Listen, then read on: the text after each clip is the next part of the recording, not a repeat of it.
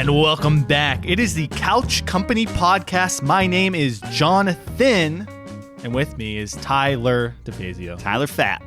Tyler what? I don't know. You said Jonathan. Yeah. Tyler Fat. Is that your full name? Heavy set, stocky, big boned. I don't know. Whatever they used to call me back in. Big boned. I feel like that's just school. like it's such a like the original backhanded. Yeah, it's like insult. oh no, you're stocky. Just big, just call me fat, you bitch. Yeah, like it's absolutely. somehow worse. I don't know. Like, Yeah, it is worse. I'd rather someone just call me fucking fat. yeah. Big bone. Get the fuck out of here, man. Whatever. What's up, Jonathan? Not much. We got a pretty jam-packed episode again today. It's like a New Year's resolution. We're packing all these. Packing it up like you pack a suitcase. A mule. Oh, okay. Oh, Suitcase. A mule. Pack mule? Pack mule. Yeah. Those are pretty good. Are mules mammals? I was trying to think if we talked about them on our, What? on our pop. Are mules mammals? Yeah, I'm going to let you take that back. I think they are, right? Yes. Okay. Well, then What? Yeah. So there's nothing wrong with that. What would they be if they weren't a mammal? I don't know, man. Sometimes these animals can get a little dicey. I don't mean to like. I know that turtles are like reptiles, and everyone thinks they're amphibians. Is that true? That is absolutely true. You sure you don't have that backwards? No, I don't have it backwards. Okay. I don't. Now you have me questioning. Okay. I'm going to stick with my guns, dude. I Turtles think are you 100% might- reptiles. Yeah, because amphibians can live on land or water. That's Turtles why they get can't confused. live in water. Yeah. Is that the stipulation there? I feel like, but I mean, Or that they can't breathe in underwater, technically. yeah, I think so. I don't know, actually. I just Well, know you that got they're me. fucking Okay, reptiles. way to turn that around on me. I have no idea. But We're yes, so mules stupid. are mammals. Why do you listen to us? And I'll tell you why you guys listen to us. Because we are, what are we going to say next? That's what it comes That's down it. to. It's like, if you ever want to feel better about yourself, you turn on the Couch Company Podcast and you said, well, at least I know what a fucking mule is. You know what I mean? It's funny because we truthfully don't rehearse this. We don't say, hey, we're going to talk about mules when we Well, I start was this literally off. like looking at my phone and I have notes and I'm like, okay, here's what I wanted to open with. And man, was it not questioning if a mule was a mammal? That was not in my notes. That's insane, man. I don't know why I questioned that. Like, obviously it is, but, you know, it could, you know, maybe a mule comes from an egg. You never know until you ask the question. I mean, You know when they say there's no yeah. stupid questions? I hate those people because obviously there's really fucking stupid questions. Yeah. Yeah. Like if I was ever agree. a teacher, I'd be like, yeah, there's a stupid question. And you just asked one to me. Yes. Yeah. It's not politically correct, I don't think, to bash kids when they ask questions because then they just turn out to be little Little bitches. assholes. Yeah. See, I'm not afraid to ask a question. I'll ask if a mule's Clearly. a mammal. I don't give a fuck. Well, I mean, well, let's not get into it. Yes, they're a mammal. All right, so here's what I actually wanted to talk about today. At first, actually, I wanted to mention two things. So I'm 25 years old this year. Yeah, you're super old. So I'm a quarter of a century. As Almost some middle-aged. might say. Really? What do you call middle-aged? Well, so Chelsea and I were talking about this before, and it's just like, I mean, It's like 40s. yeah. Yeah. Because I feel like the average lifespan's got to be like 80, right? Yeah. 80-something. Yeah, I would hope by the time that we hit that age, it's going to be a little bit. Well, you're really banking on the whole put my soul into a computer. Not my soul, but like my consciousness. What's the difference? Well, I think you can have your consciousness in a computer for just posterity, and then your soul just goes up to heaven. Yeah, but if your consciousness is in a computer, I mean, if you don't have your soul, like you're not really going to be you anymore, right? Like, The way I would view it would be I would be me at that exact moment that I gets transferred in. So you I can't wouldn't grow anymore. I can grow, but I can grow within the confines of how whatever our AI technology is at the time. Well, if we're putting people in computers, it's pretty good. I would assume say. so, Yeah. but I think that would be where it deviates, where you would essentially, I would say probably that's the closest thing you can do to clone somebody, right? Yeah. So you would have my consciousness, which is like essentially just you're cloning my brain. Yeah. And it's like, okay, now you are born as a new computer, for lack of a better term, like program. Sure. And then it just grows and develops based off of whatever algorithm the AI is dictating. But it's not based off of what me, Tyler, my, for lack of a better term, soul would grow as. So we would just split at that point, and then I would hope, every now and then I'd just come down as a little ghost and check on what AI Tyler's doing. Man, you are, I don't even know what to say to that, honestly. There's a few times I've lost for words, and Yeah, well, I mean that's how I view it. So I'm 25 Yeah, and sorry, a quarter go of a ahead. century, and some other things that are 25 years old. Today, Final Fantasy VII is 25 years old. Like the day. This day. So when 25 people years are ago. hearing, or when we recorded. When we're recording. Okay, So in hindsight, I was like, man, we should have done a Final Fantasy episode today. that would have been.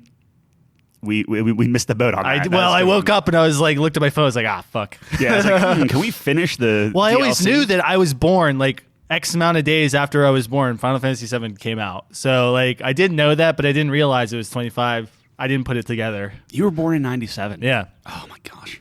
All right. Well, you were born in the 80s. You Yeah, had to have been. 88. Yeah, you're like 50.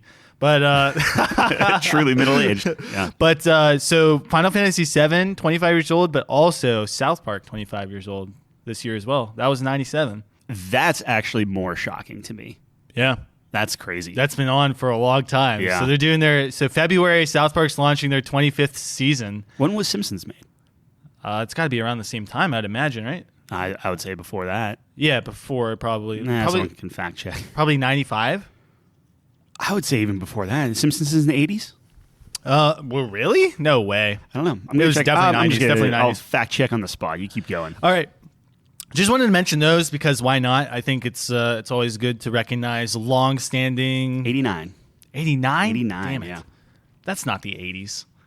I'll give you that. Sure. All right, so I wanted to talk about two things that I was thinking about. I have my best thoughts in the shower, like anyone else Yes, does. obviously. So the first thing I wanted to talk about is, when, and I don't even know where this conversation is going to go, but when you develop a skill, okay, and then you aren't practicing for a while, and then you come back to this skill, it can be literally anything. Your ability to get back to the point you once were is exponentially greater than someone starting off for the first time. Mm-hmm. But you might be taking like just as long as of a break, than someone else might be. You know what I mean?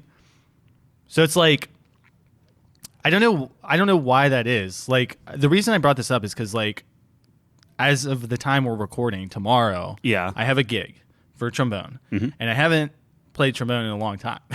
Okay. So I was like work shedding this week, and I'm like trying to get back, and I'm like, man, like this is way faster than it would be if I, to my level. A better way to describe this is like I put everything into League of Legends.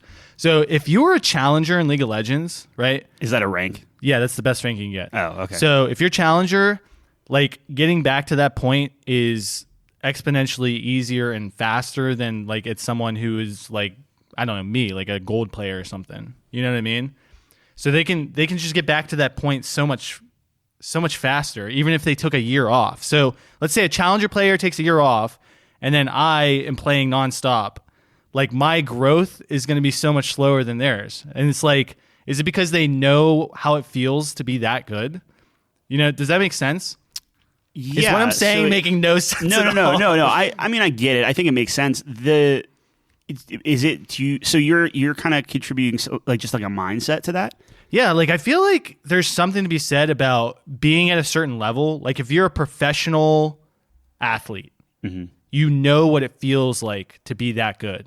So then when you take a break, like a long break, let's say you retire or something, and then you try to do that skill again, you're going to get back there faster than other people because they've never felt that. Yeah, but you hit that skill level. I mean, I think skill is obviously very much involved too. I find that a lot of that time too, it's the mentality, like when we were playing something like a Valorant or something like that. Yeah.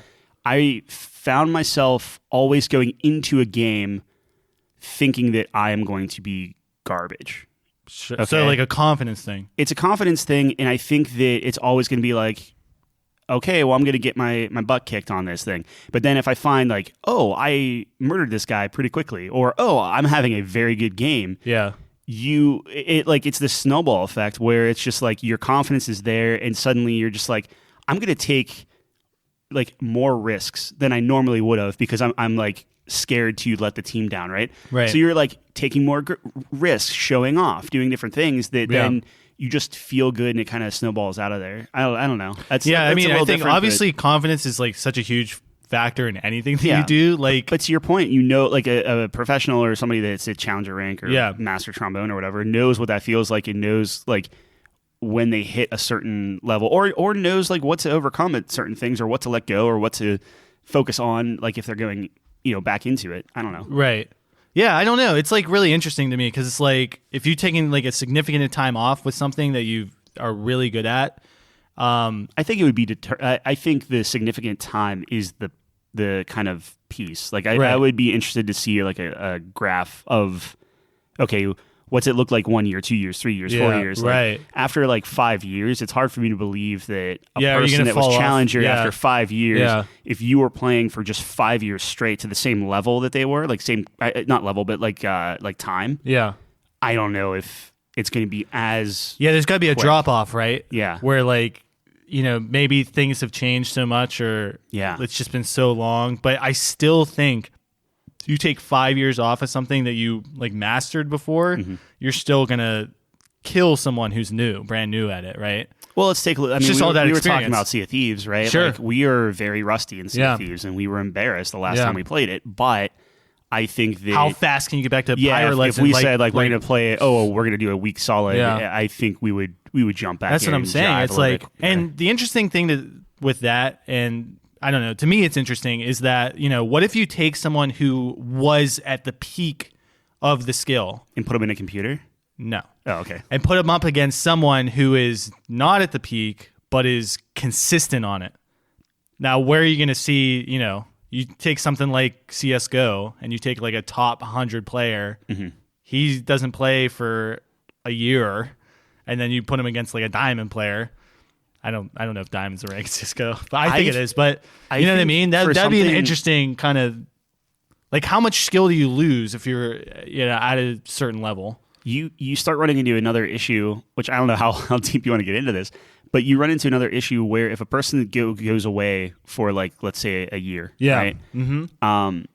Not to go away from the CSGO thing, I just obviously I don't play Valorant that. or whatever. I mean, it could be whatever. But that would be like me going back in and playing how I played.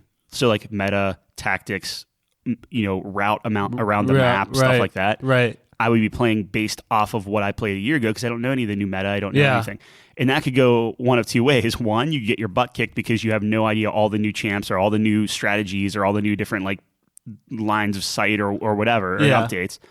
Or you can get really, really good like we did on Call of Duty, where you play some of the old COD 4 maps and the muscle memory comes back. Well, it's the muscle memory, but it's like the meta of the rotation around the map and where people are and what they're doing and stuff is very different than it was when we played, when we were, I'm going to put air quotes, like kids, right? Yeah. So when you start going back to your old ways, you smoke a lot of people. Yeah. Because they're not like, wait, why did you go left when when everyone and their mother goes right? It's just because you're coming from a different, you know, age. I don't know. It's that's weird. a whole other can of worms, which I think is fascinating because, like, you know, you can run into things sometimes where someone's like so bad, quote unquote, that they're good because they're doing things you don't expect. Like you see this in fighting games a lot, where it's like, what are they doing? Like they're these just combinations crouching and punching over and over again. These combinations don't make sense. This isn't what you expect because you get used to a certain, like, especially when you're high level, you get used to a certain predictability. Yeah. Like, this is the play they should make. The fact that they didn't make this play makes no sense. You're just baffled. So that's interesting. But Blitzcrank's still down at the bottom, just snagging why people. is Blitzcrank all the way in top?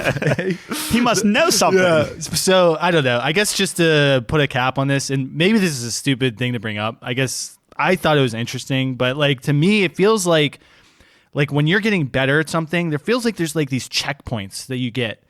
When you're learning a skill, when you're mastering raise your craft. floor. Yeah, exactly. So like when you get these checkpoints, even if you're taking time off, a significant time off, like in my case with trombone, it was like, I picked up my trombone and I was fucking bad. I was like, holy crap, I sound terrible. But you're going to sound better than if I picked it up. After one day, like me 10 years ago, it took him months to make those kinds of leaps and bounds. So it's like, wow, like it's just such an interesting thing to me. I wonder if there's some sort of mathematical formula to predict, you know, and it would probably be impossible because like how do you rate how good someone is at something, right?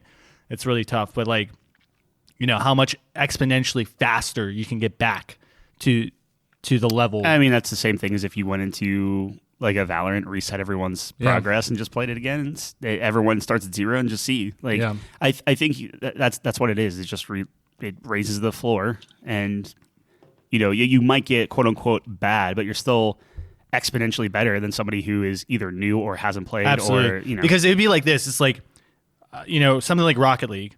If I played against a pro who hasn't played in a year in Rocket League, his aerials are still going to be better than mine because he's been pulling off aerials that I've never even dreamed of in my life. Yeah, like so it's like they know the timing, they know what it feels like, they know what it should feel and when it feels off. Where for me, I don't think I've ever connected an aerial when like maybe I one could do time. aerials, but the things that these guys do is like different. It's Yeah, like but they're literally flying. But to your point, you don't even know what that feels like. Right. And that's what I was saying off the bat. It's like they get that feeling. Like Tom Brady knows what it feels like to be a quarterback in the NFL. To be the best player in the NFL. Well, yeah. Right. So it's like you don't know, like, I don't know. You could be really good at throwing a football, but you're just a totally different level. Yeah.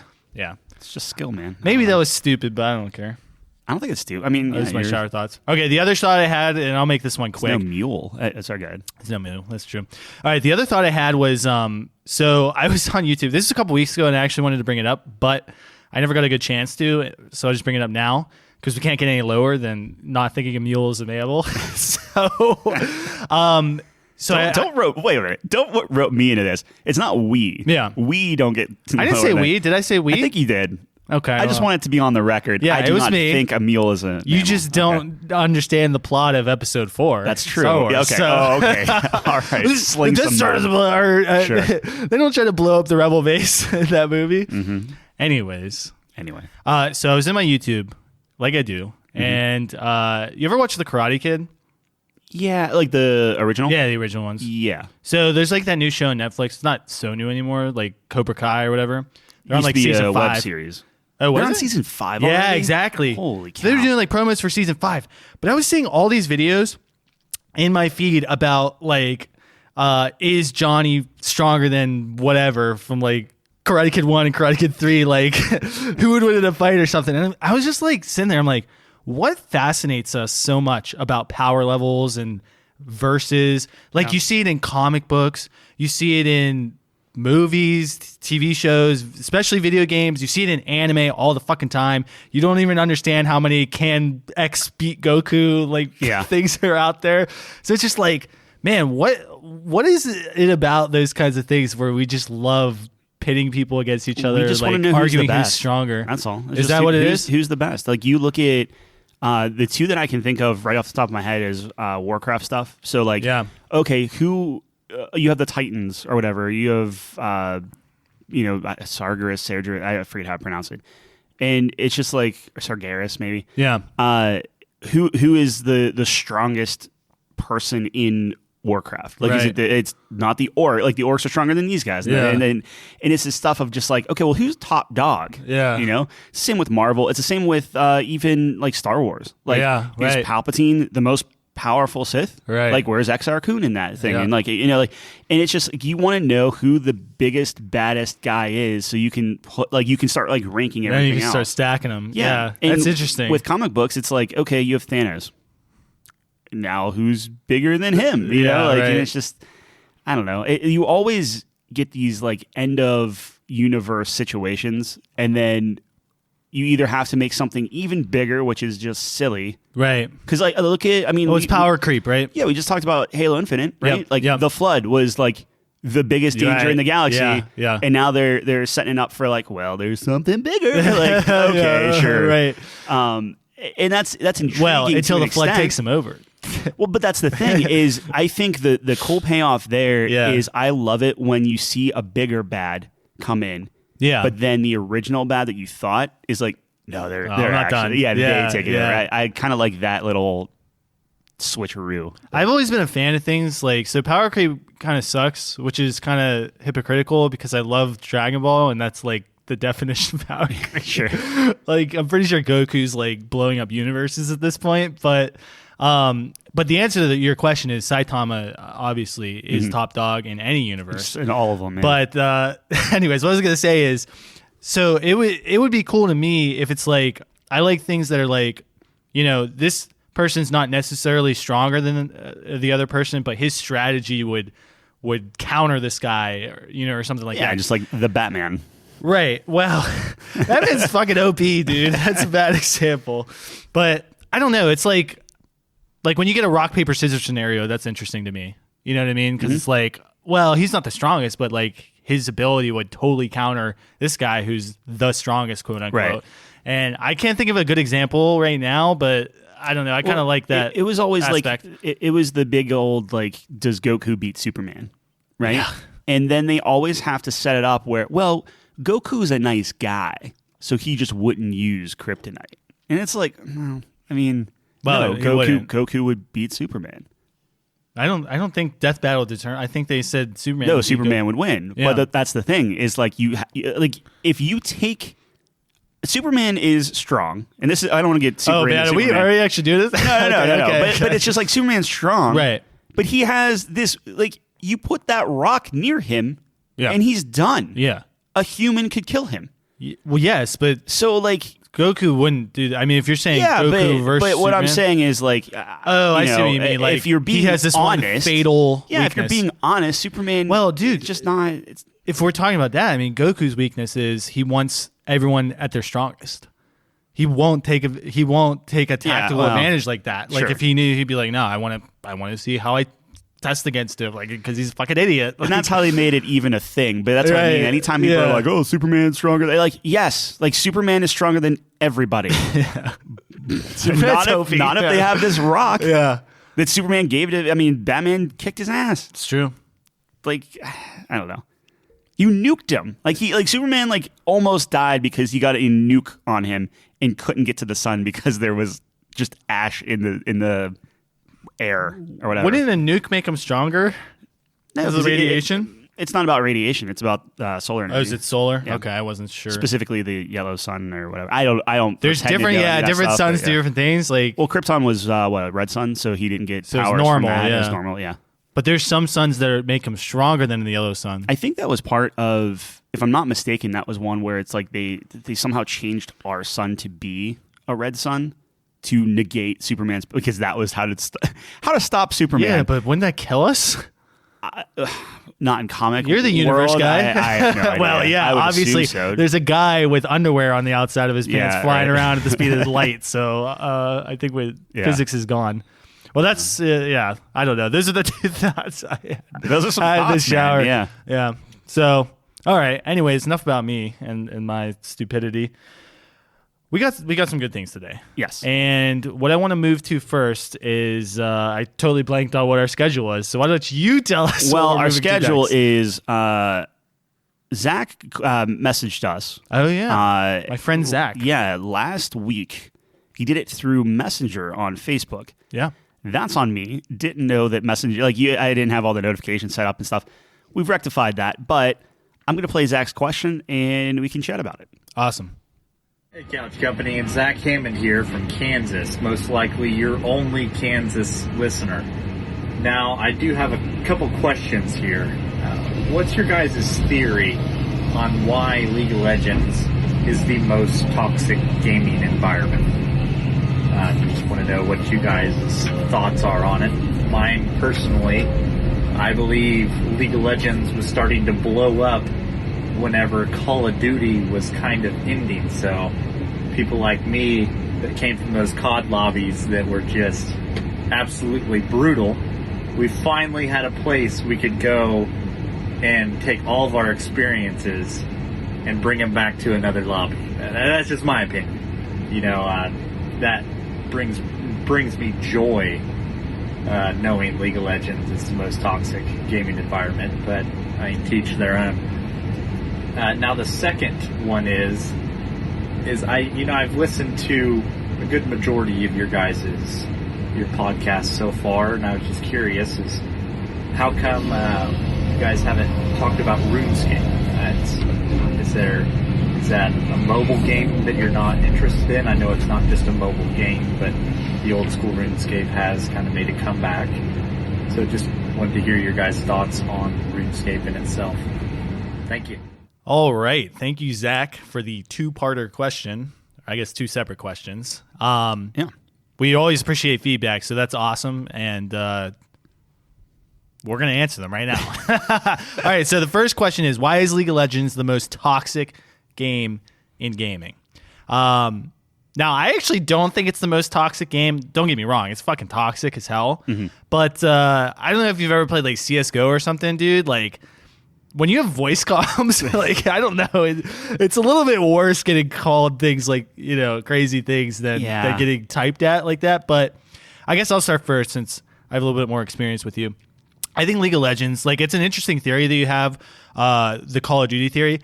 I wouldn't really think that a lot of the Call of Duty community migrated over to League of Legends because that seems like console to PC. I could be wrong about that. I'm sure there's a percentage, but that would definitely contribute for sure. I mean, I learned all of my swear words in Call of Duty lobbies, so definitely makes sense. I think it's the competitive nature of it. So League of Legends, you're so reliant on your team, and there's such a commitment to the game. So the games are like 30 to 40 minutes long on average. That's a huge time commitment. So if your fucking bot lane is feeding their asses off, you're going to be pissed at them. They're like wasting your time. It's not like a Halo match where it's like 10 minutes and we're done. I can just jump into the next one. You know what I mean? It's like, I wasted 45 minutes of my life because this guy sucks and he wouldn't listen to me. Like, that's a lot more frustrating. And it's obviously it's harder to carry. Yeah. Well, I think it's reliance on your team. So you care more about what they're doing because you have to work together, right? You know, every champion does something different. It's not like a shooter where you're all doing the same pretty much thing. You know, someone's a tank in League of Legends. You know, someone's doing the damage and things like that, like classic. So it's very much more team-based. And then the second part of it is it's so competitive that, you know, when you have a competitive game or anything, there's going to be toxicity. That's just how it is. So I had to look it up while you were talking. I wasn't, and Zach would maybe have to clarify what he meant whenever it was like coming off of like Call of Duty or the decline of Call of Duty and stuff like that. So League was out in like 2009? 2009. That's Modern Warfare 2. In my mind, that's like the height of Call of Duty. Yeah, so, but like, League kind of ramped up. It took a little bit to ramp up. So, right. Yeah. So, but during that time, you have Modern Warfare 2, Black Ops. Still the golden age. Yeah, you still have this kind of like really, because I remember Call of Duty was really kind of on the same, like people were playing League, sure, but Call of Duty was still like the top game. dog. Yep. I agree with you that I think comms are just a whole that's a level, another breed, of toxicity. Yep. Because then you get like, it's the added effect that like you can actually hear if it's a 12-year-old like insulting you, right? Of course, at that time you might have been, I don't know, but that's kind of like a different thing. Where with League of Legends, I will say that I felt.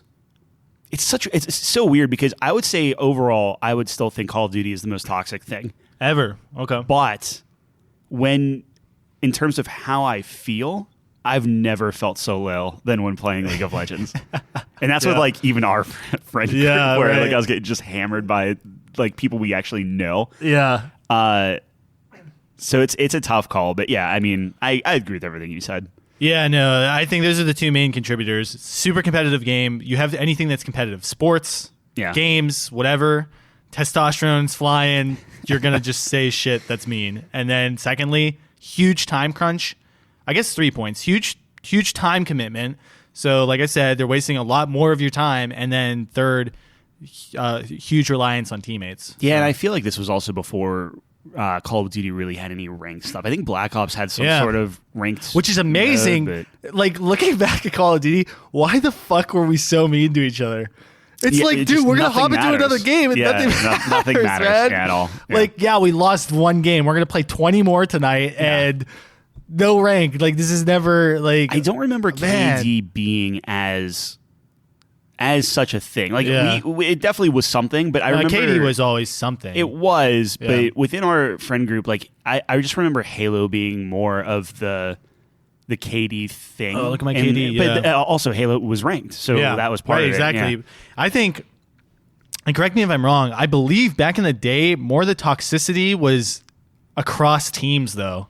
Whereas today, it's very much inner team. Yeah. Where you're toxic, like in the League of Legends. Yeah, you know what? Actually, so that might have something to do with it, right? In that respect, I would budge and I would say like, yeah, maybe League of Legends is the most toxic. Like inner team. Sure. But I mean, like I said, dude, CS:GO is bad. Like, yeah, I've never been in high ranks of CS:GO, but from what I hear, it is not pretty. And you, like you said, voice comms are a different breed, dude. Like, I think the worst thing is like whenever we would play Valorant and like, you know, like we would have some of our teammates yelling about some random that was playing with us and talking about how garbage they were. Right. And then I like bring up the scoreboard and I'm like well below the person they're yelling at. I'm like, oh, so they're just being nice to me. Exactly. Like, yeah. So I don't know. That's kind of my theory on that. And the second part of the question is, Zach brings up, why haven't we talked about RuneScape? Yeah. Pretty simple answer for that. I don't think Tyler's ever played RuneScape, or if he played has. RuneScape, so I got to look that up now. Yeah, okay. Because I got to see when it actually, because I played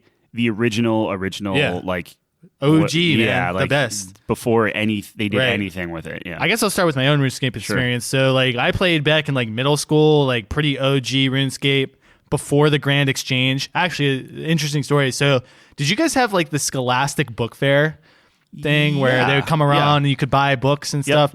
So I remember that came to our school. This was elementary school. I was in like probably like 5th grade. 2001 is when it started. Yeah, that makes sense. So I was probably in like 5th grade. Holy crap, that I was 4. So I was in 5th grade, and this was like OG RuneScape. Mm-hmm. And the Scholastic Book Fair comes around, and they had this book on RuneScape. It was like a guide. And I bought this book, and I became obsessed with this game. But I couldn't play it because I had like an old Macintosh and couldn't run RuneScape, man. So I had to wait like until we got a nicer computer. And then actually what I used to do, I think I've told this story. Me and my brother used to walk to the library to play RuneScape all day on the computer in the library. And we used to sneak downstairs in the middle of the night and play on my mom's work computer, RuneScape, like all night. Yeah. It was like, we were fucking wild, dude. Obsessed with the Scholastic. But it was such a cool book. It like had all the enemies, all the things you could craft and make. And I remember I was like, oh my gosh, I want to be like, because like there's skills in RuneScape, right? I was like, I don't know, like Little John's a weird kid. He was like, I want to be the best cook in RuneScape. But you got to think too, though. Like, what? I mean, I know you call it OG, but like it's got to be. I mean, that wasn't years old. I mean, think about how far that's come. I don't know when the Grand Exchange came out because I know that was like the big thing. So the Grand Exchange is like, like the marketplace. You can put things on there and anyone can buy it. So I don't know when that came out, but I'm pretty sure I played before that. But yeah, 2001. Yeah, I was not playing. That's what I mean. Like crazy. It's like I was. It was definitely mid 2000s when I was playing. Yeah, what was it? I had like maybe 5th grade. Because it was definitely grade school. So it was between, and I was definitely at the middle school campus. So between 5th and 8th grade for me. Yeah. Yeah. So that's why we haven't talked about RuneScape. Because it's an old game. Find something better. Well, dude, when it comes to MMOs, RuneScape might be my favorite. Like, it's up there. Like, Guild Wars 2. Sure. Guild Wars 2, Star Wars, The Old Republic, and RuneScape are probably my top 3, dude. Like, no cap on that. Like, I fucking hate MMOs, dude. Yeah. They suck. I mean, they're MMOs. Like, would that be the worst genre? I'm not a fan of puzzle games either. When you say puzzle games, are you talking like a Candy Crush, or are you talking like a Portal? Wow, you named one shitty game and one really good game. So. I mean, all right. Are you talking about Peggle, or are you talking about Portal? I don't know. I need puzzle games I don't like. Like if it's I'm talking about. So any cerebral. Because that's why I haven't played Portal, because I'm like, dude, I'm gonna hate this game. Yeah. Because it's like problem solving and critical thinking, 2 things I hate to do. So you just want to point and shoot. I want to point and shoot, talk about mules and other things. All right, no, that's fair. Yeah, so I don't know. I don't like puzzle games very much. But MMOs, is it my least favorite genre? That's an interesting question. Probably. Yeah. So like do you consider I guess you would have to consider an MMO genre. I know that sounds like a stupid question. I get that. Yeah. But I'm just saying, like, when you look at the what you do in games, right? Yeah. Like an MMO isn't so different than like a lot of other just action adventure games. Well, dude, you made this great point before. It's like MMOs are literally action adventure games back like 5 years because you're trying to make it on such a massive scale that the mechanics and technicalities of it are going to be dated. I mean, like, you even have the best, MMOs that come out. Like, what was the new one? New World. I was just going to say, like, is that even a thing anymore? I think so. It definitely took a hit because I know that there were some money issues. So a lot of players were losing a lot of the cash that they earned. They reset a lot of stuff because there was exploits that you could do. Yeah, and of course, dude, if I made all this money and then it got taken away, I'd be fucking pissed too. So yeah, that makes sense. Done. But it's like I remember, Nate's always the classic, like he'll sell you on these things. He's like, yeah, dude, it's like Witcher, and I'm like sitting there like maybe Witcher 1, but it's like Star Wars Galaxies with Diablo. Yeah, but I'm just like, dude, like that's like peak MMO combat. Mm-hmm. And it's still dated. Yeah. So like, why? I don't know, man. I guess and this isn't, well, I'm shitting all over MMOs, but like, I understand why people like it. To me, it's not worth the sacrifice of the gameplay just to have a bigger scale. Because I don't give a shit about 99.9% of the population anyways, right? That's the thing is like, what makes that so much better? And I guess maybe if you're talking about like a raid or something. Yeah. But like, truthfully, the guild, like, the raid. What makes that so much better than playing like Destiny? Which has, like, you know what I mean? Like, you still have kind of like the hub world. You can go around, talk to people and stuff. Yeah. Like even Guild Wars where it's like, okay, now you're in your own instance. Like what? How is that? It does not connect with me, and me neither. If that's something that people like, by all means, like it's something a lot of people like. Actually, Tyler. I mean, when you think about like Microsoft, like you're going to see that on Game Pass now, where just now you're going to bring an influx of people back in because hey, maybe you don't pay $15 a month for World of Warcraft. Maybe that's just included in Game Pass. That'd be fucking maybe sweet. They put it on console. Who knows? Like it works for ESO. Yeah, so, that's true. I don't know. It's just like. That genre is just, if I'm going to play a game, it kind of escapes me, but there are a couple that I've liked. So I'm just not a social player. I think that's the big thing with me is like even when I play an MMO, like I just want to play by myself. I don't want to play with anyone else. Really? Yeah. I would rather go around, paint the map, do all the little things. Once I do all of that and I take on everything and learn everything, I don't know. I feel like for you, I don't know if that's necessarily true. I feel like you just need like-minded individuals that are trying to, because look at something like Sea of Thieves. Like you would think that you'd want to play Sea of Thieves by yourself, explore the map, do all this shit. But I guess there's more coordination required. Matchmaking, and I wouldn't want to play with anyone else that wouldn't be like my crew. Like I like playing with you guys. Don't get me wrong. What I'm saying is, do you? Yeah, no, it's fine. Yeah. What I'm saying is, I don't want to just jump in and go and find a guild and do the whole guild thing and try to be like a member of that. Yeah, that makes sense. Because I don't know you. Yeah, exactly. But again, and not to keep bringing up Star Wars Galaxies, but like that's kind of the thing where with that I did because I was part of something. But I still had my own individuality and my own, like, I'm just going to be a bartender. And I think that was it. And that was my place in the guild. Where with other stuff, it's like, okay, everything's fighting. It's just combat. You have to know what you're doing here. And you have to be a part of this. And we need a healer. And we need this. And you have to, it's just like, it never felt good. Well, Star Wars Galaxy, the way you describe it, is like real life in the fact that, like, it's like Second Life. You have to be cordial with people to make deals and transactions and things like this. But you're doing it for yourself because you want to own a bar, you want to have this business or whatever. So it's like that totally makes sense. But in like World of Warcraft, it's like being part of a club. Mm-hmm. Like, yeah, you join the club and there's a hierarchy and you're just trying to get up in your rank in the club or whatever, and and you all raid, and it's like very single linear. I guess what you were saying. So that doesn't appeal to me either. But a lot of people do like that. So more power to them. Nothing wrong with that. If you put the hours and the time in, go for it. For sure. I think Nate kicked me out of the Discord for that, his clan for New World, or dissolved, one of the two. I don't know. Anyways, in Rune Scape, I wanted to be the best cook in the world. So yeah. But that's where we're similar, where it's like we would want to go against the grain and like do something. Like I remember I just like did fishing and cooking so much in that game because I was just like, man, I just want to make like a really good cake and I want to catch like a shark. That's like fifth grade John, that's all he wanted to Yep. do. You know what I mean? I didn't want to go fight dragons or anything like that. I Yeah. just wanted to fish. Well, look and cook. at something like Animal Crossing, where it's like the whole point of that game, not the whole point, but a good portion of that game is like communicate with your villagers and decorate your house. And for me, it was like, no, I just want to catch all the fish and all the bugs. Like, I still don't have my house decorated in that game.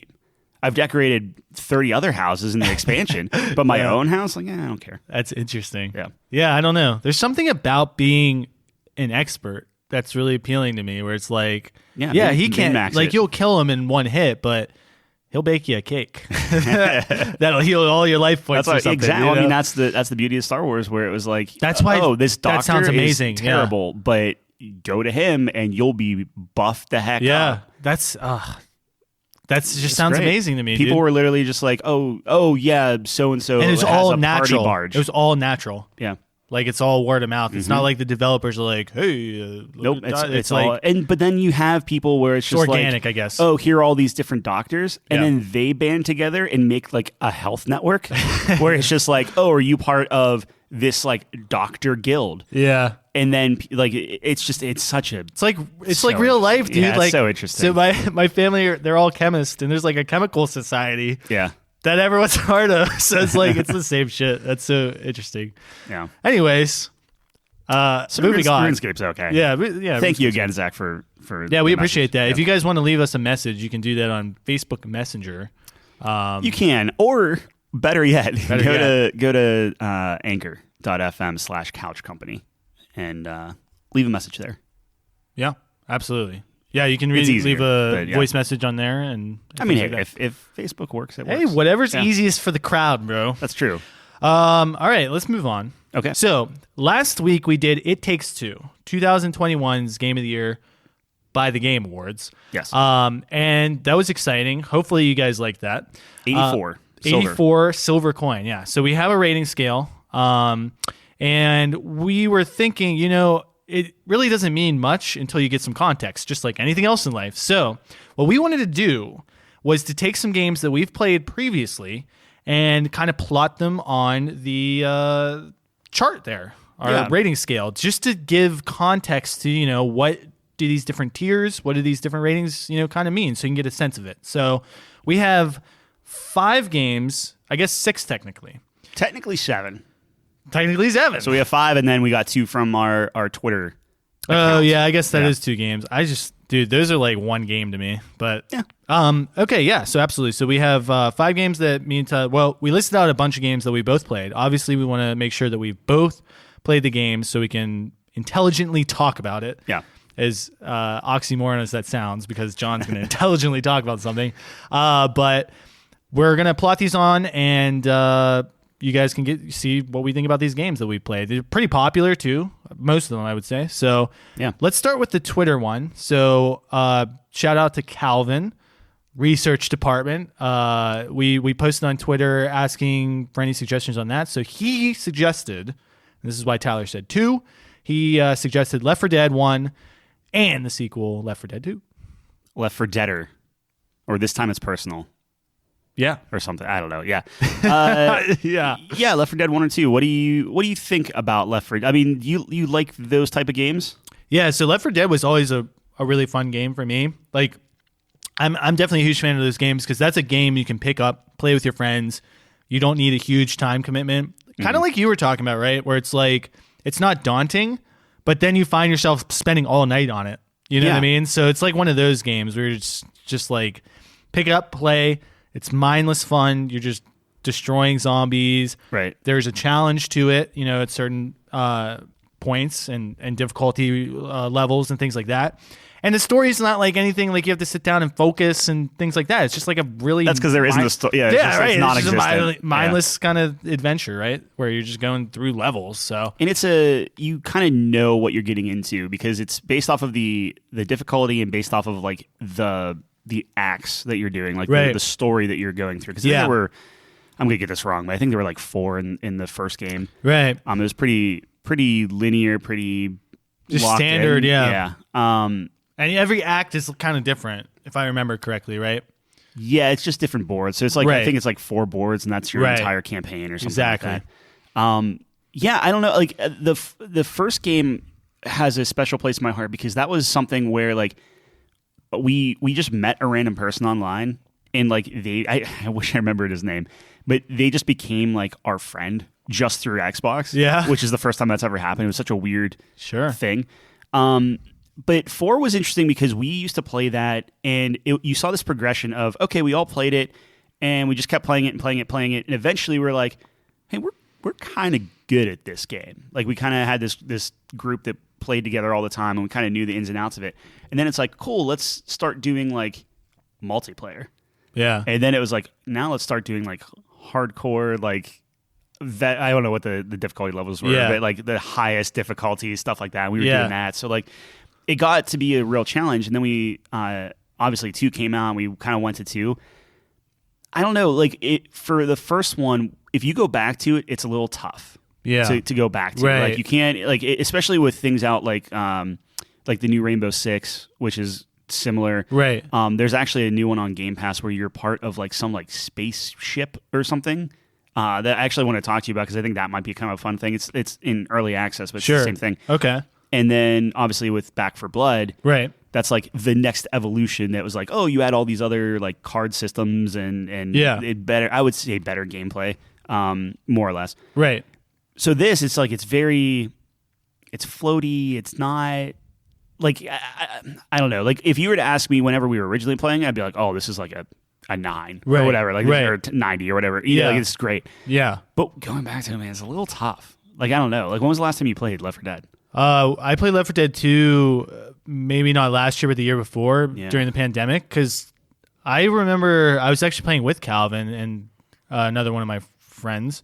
It was just a game you could pick up again. I actually had a blast with it. It was like a ton of fun. Mm-hmm. But yeah, of course, like it's dated, the combat. Well, like it's a shooter, right? But it's definitely dated. Like 2's still better. Like even from a map standpoint, 2's better. Like 2's better than 1. I think it was good evolution. Like one had very specific, like if you're talking about like meta or just to break the game, it's like 1, you go here, you hold out here, then you move to this part, you hold out here, you watch for this choke. Like you could go through that game and be like untouchable, basically. Yeah.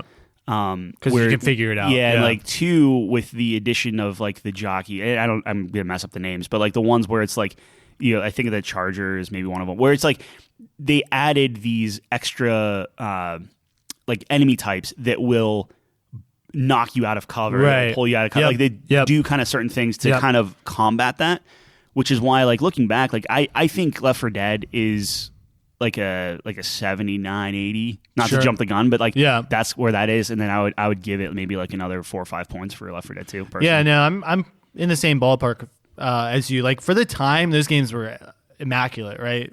For sure. And this is kind of an interesting discussion as well, where it's like, okay, if we're going to be talking about games that are a little bit dated, I guess we're going to be ranking them on the fact of how well they hold up. We're not coming from a premise of what it was like back in the day.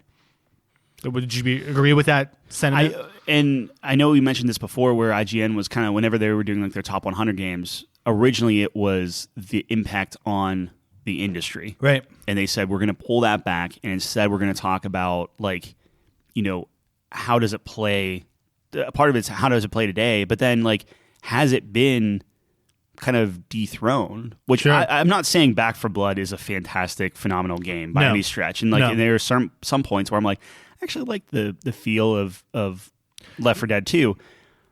But that being said, Back 4 Blood does pretty much everything that game did, but added more stuff to it. It felt better. Like, I think it looks good. Like, I mean, I'm not saying necessarily Back 4 Blood is like leaps and bounds better than Left 4 Dead. I think it could have been much better. Yeah.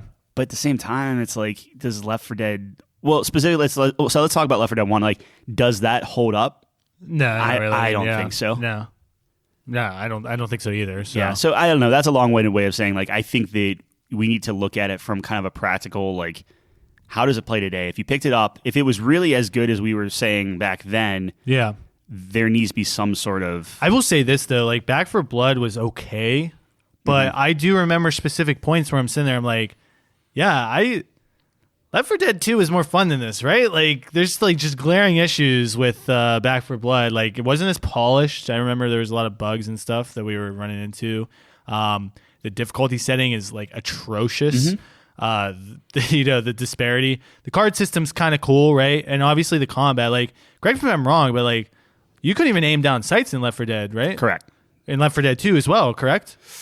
I want to say yes, but I think you can aim down sights for like a sniper. Yeah, probably. Yeah, I don't. Obviously, it would make sense. And I think in Left 4 Dead 2, they added melee weapons. I think that was the big thing. Like which was obviously a great addition. So yeah, I think I agree with a lot of what you said. But like, dude, I just remember like another thing about Back 4 Blood, because that's just a kind of one-to-one comparison, right? Like that's the easiest thing to compare to. Like the banter felt like it was like, hey, this is what Left 4 Dead was, right? In Back 4 Blood, is like, telling you, turn it on. And then you French. And then you go back for Left 4 Dead 2. It's like, oh no, this is what it was. Yeah. It wasn't like, because Back 4 Blood was like, oh, joke, like just slamming in your face, and like Left 4 Dead 2 wasn't like that. Maybe if you like, it was a while, you remember it like that, and that's what I think Back 4 Blood kind of did. Is like, that's what it was like, right? Right, guys? Yeah, but there was humor, but it wasn't slap you over the head with humor and stuff, or just like, haha, I love. But I remember it was like, there's some great lines from Left 4 Dead 2 and things like that. I just love the dynamic, and you had some like really fun characters and things. And I think Back 4 Blood like doesn't have memorable characters at all. And I don't want to like. I don't even know. I don't even remember any of the characters from Back 4 Blood. I would play Back 4 Blood over Left 4 Dead 1. Left 4 Dead 2, I would probably take over Back 4 Blood. At least to go through it again for nostalgia's sake, or even just like, I think the level design was more interesting. I think the environments were more interesting. Yeah. Back 4 Blood, I think the special zombies are more interesting. Yeah, and like for sure, you keep going back to like the same boards for Back 4 Blood. Yeah, it was just that getting was like it was like, wait, we've literally been here. Like, it's a loop. Yeah, and it did. Ironically enough, did the It Takes Two thing, where it was like the high point for that game that we've seen. Yeah. It was just like, oh, the beginning's really cool because it's the first time you see it. Yep. And that middle point was like, oh, these are actually some like, now I'm getting into the level design. Yeah. And it just goes right back to the original part to finish out the act. I'm just like, man, I know, honestly, we should probably just rank Left 4 Dead 1, 2, and Back 4 Blood. Yeah, I think that's good. I think that's a good idea. So, not to go too long on this. So, what are we thinking? I think Left 4 Dead 1, I think I like your range, like a 78, 79 sort of in there. How do you feel about that? I feel good about that. Maybe a little less, actually, because, well, here's the thing. So we're considering, on this scale, we're considering like a 75-ish average, right? Yeah, sure. So is Left 4 Dead, around that average point, right? So it doesn't hold up well is the problem. The gameplay is not great. So I will say it holds up enough to still be fun. If you had to go play it. We played it during the Extra Life stream, yeah, that's true. Right? So like there was still that. It's tough because it's like, why would you ever play that and not just Left 4 Dead 2? Because that's just a better version. You know what I mean? So it's tough to kind of grade the first one. But how do you feel about like a 78?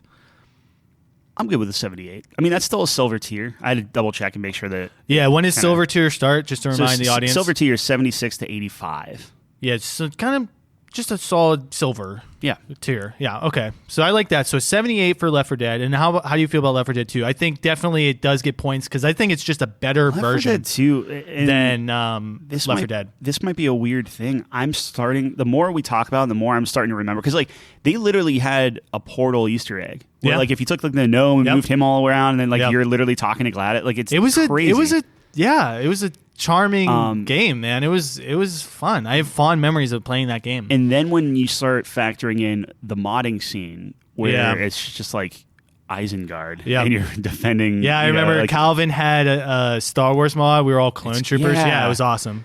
And I am a big proponent of the modding community counts. That's why GTA is still at such a high level with the online aspect and the modding for the single player. Something like Skyrim, same thing, right? Mm-hmm. So I think that counts. So thinking about all that, I would like to see Left 4 Dead 2, which is actually higher than I was originally going to say. Yeah. I want to see it like 86 tier, like get in that gold tier. 86. That's where gold starts. Yeah. Is that too high for you? Is Left 4 Dead 2 a gold game? You know what? I think you convinced me. Like, just thinking back, all the memories come flooding back. And like I said, it's been like a year or two which isn't that long, and I had a blast. So I'm totally good with that. Like I think it does hold up. So we're saying Left 4 Dead 1. Can we maybe 79? I don't know. Like you said 78. Yeah. I'm fine with 70. 78's fine. Like I'm good with that. I put a lot of time into that game. I haven't looked at it. So if you feel like a 79 is better, because I remember going back and playing it, and we played it, but I was just the entire time I was like, man, this is actually kind of it's a little rough. All right, let's leave it at 78 then. 78's good. You good with 86 on the Left 4 Dead 2? Yeah. Okay. And then what do you think for Back 4 Blood? This is tough because I'm trying to think. I'm like, Back 4 Blood does some things well. But it's important to note too that Back 4 Blood also updated a lot of stuff since we've played. Sure. Okay. Now I don't think we should count any of that stuff just because we haven't played it. Yeah. We could always revisit it, and that's something we can talk about later about how we're going to handle that. But this might surprise you, but like Back 4 Blood for me is kind of like a 75, man. It was kind of average because like it started off really well, but I remember we stopped playing because man, we got frustrated really quick with the difficulty being so we couldn't like it was either way too easy or way too hard. There's just a huge chasm that was so frustrating for us. And when we finally did complete it on the harder difficulty, it was like this isn't even worth it. Why aren't we just running through this on easy? Yeah, the reoccurring levels, I think. A lot of buggy stuff was happening during that as well with the hordes. I think the zombies were kind of uninspired and it kind of got tiresome after a while. They weren't unique enough for me. Yeah, they didn't have the like because like when you look at Left 4 Dead where it's like okay, you have your hunter, you have your smoker, you have your boomer. Like each of those are like very distinct. Yeah, which I'm sure we'll get back to. So like they do have the roles, but they are very distinct. They have distinct cues and all this stuff. Back 4 Blood, we were starting to kind of feel that out, but Tyler, it took way there's longer like a tall boy and then there's like a big boy or something. Like they're both the same. Or people were calling out like different names for the same zombie type. Yeah, it was a little it's tough. Like, oh man, I don't know. That was like So it started off pretty well. I loved the card system. That was really interesting to me. The gameplay did feel pretty nice, the shooting and everything like that. But after a while, it started to show some signs of like, this I can't believe you're making me question all this stuff. Like the level design was horrible. Like you said, it started off, oh, this is interesting. I wonder, and specifically, we were on the ship. Mm-hmm. We were like, man, that was an awesome level. I wonder where we go next. Next level was the first level we ever played. Yeah, we're like, this isn't right. Like, did we hit the wrong level? Like, we were literally questioning. It's like, no, you're literally going to play the first level again. You're just doing something else in quotes. There were some balancing so lazy. issues. Like you would get like 6 or 7 like special zombies at the same time. Where it's just like almost like unfair on certain levels. Like, man, I can't believe. So to me, I think there was some good with it, but there was enough bad for me. I don't know if it's better than average. I thought it was like it's an okay game. I'm trying to think of why I liked it a lot, and I like the idea where it's like, is it 75 you could silver? Play it differently. No, 75 is bronze. Yeah. That's why it's like, And sorry, I didn't mean to interrupt. No. It's like you can play it differently, and I like the idea of building these decks. But then the more I think about it, and like the way you were talking, it's like I was more concerned with just unlocking levels, not going to the challenge. Where like Left 4 Dead was all about just jump in, go, man. And here's the thing I hate too. Yeah. Sorry to jump in, but with unlocking cards. How frustrating is that? You have to try to RNG like a good group of cards that you want, and then you have to go through one by one and get useless shit half the time that you're never going to use. Like, man, it would feel so much better if I just got points. I saw the card store and I could just buy cards I want, and then you can start theory crafting. You can see all the cards. I don't think that was handled well. And I'm not shitting on the game. It's not a game that sucks, but I don't think it's better than average, man. The more I just think about it, because we were on it. And we were playing consistently. And then, these things kind of started shining through. And it was like, we stopped playing real quick after that. And we didn't get back on it. What are we doing? Oh, Splitgate came out or something. Yeah. And it's just like, well, you could just be playing. We could play something fun. Like, I don't think it's better than that. That's me. But hey, don't let me dissuade you. That's just my thoughts on it. I think you made great points. And I agree with everything you said. I think I give it a little bit of extra slack now I'm thinking of it because I'm like, yeah, why am I not like more mad? It's like, oh, it was on Game Pass. Yeah. And it was like, oh, I didn't. I mean, But obviously you pay for Game Pass, but it's like, I didn't actually pay for this game. So, Right. like, of course. Right. But if you were to pay $60 for this, Yeah. Think about I it could from see that where perspective. that'd be frustrating. Yeah. And I think we can't, although Game Pass is great, I don't think we can factor that into our, because Sure. we're reviewing the game, like at its core. Is this a good game? Like how good Yeah. is that? So I think about it too- from that perspective. If you're paying for this game, right? I think too, we never got that kind of group of 8 together, so we could actually like test out like, hey, if we just did like a friend game where it's like half zombies, half humans, and like let's just kind of play and see how that go. But I'm good. Yeah, man, I think you made a good point. I'm good with 75. All right. Yeah, Our first bronze. That's where I think that belongs there. I Yeah. mean, look at the multiplayer on Left 4 Dead 2, man. That's still fun. I mean, I remember you were talking about, dude, we should get a big game together. Yeah, Because, in Left 4 Dead 2, like, am I inflating it a little bit? Maybe, but I feel like I want to hit that gold tier of like it. It still. Would I think be, it like, the deserves that king of respect. that, Yeah. It might be a little nostalgia there, but I'm trying to think of human. a different type of game, like a different game that is that game. yeah. And I know I was just talking about how much I enjoy Back 4 Blood, but then like you're reminding me of all the problems of it. Yeah. And it's just like, yeah, I don't know. I just think you can't overlook that. So Yeah. Okay. So looking at that stuff, we have Left 4 Dead 2 at 86. Yep. That's a gold tier. And then you have Left 4 Dead 1 at a 78, silver. Yep. And then Back 4 Blood at a 75, which is bronze. I think that's fair. Yeah. Honestly. So thank you, Calvin, for submitting that. We I had a should be surprise just one in there as inputting well. all of this stuff while we, No, while it's we all talk, good. because I'm going to have to go back and... So did we want to continue on with the Sure, other ones we yeah. had? And we don't have to go as in depth with that. We definitely wanted to take our time with the user submitted one, but it made sense to put them all together and kind of... Yeah. So why don't you give us, we just did 3, so we don't have to do too many. Why don't we just do 3 more? Okay. 3 more? Yeah, we so- can do that. Yeah, Okay, so read down the first 3 that we got here that we can rank. Sure thing. Or we could do them one at a time if you want to do So the 3 we're going to be doing is Among Us, that. Yep. Armello, and we actually did Back 4 Blood. So, and then Bloons Tower Defense 6.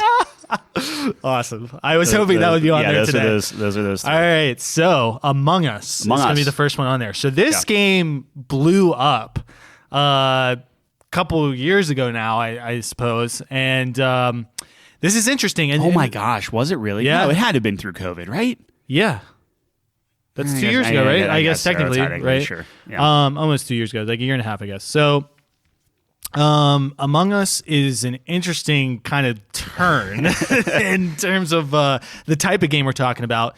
I guess I'll just start with my initial thoughts. What a fun game, dude. Yeah. But it's interesting. So it's a super fun game. The mind games, the lying to your friends, everything like that is fantastic. Like simple concept, huge payoff. I love games like that, right?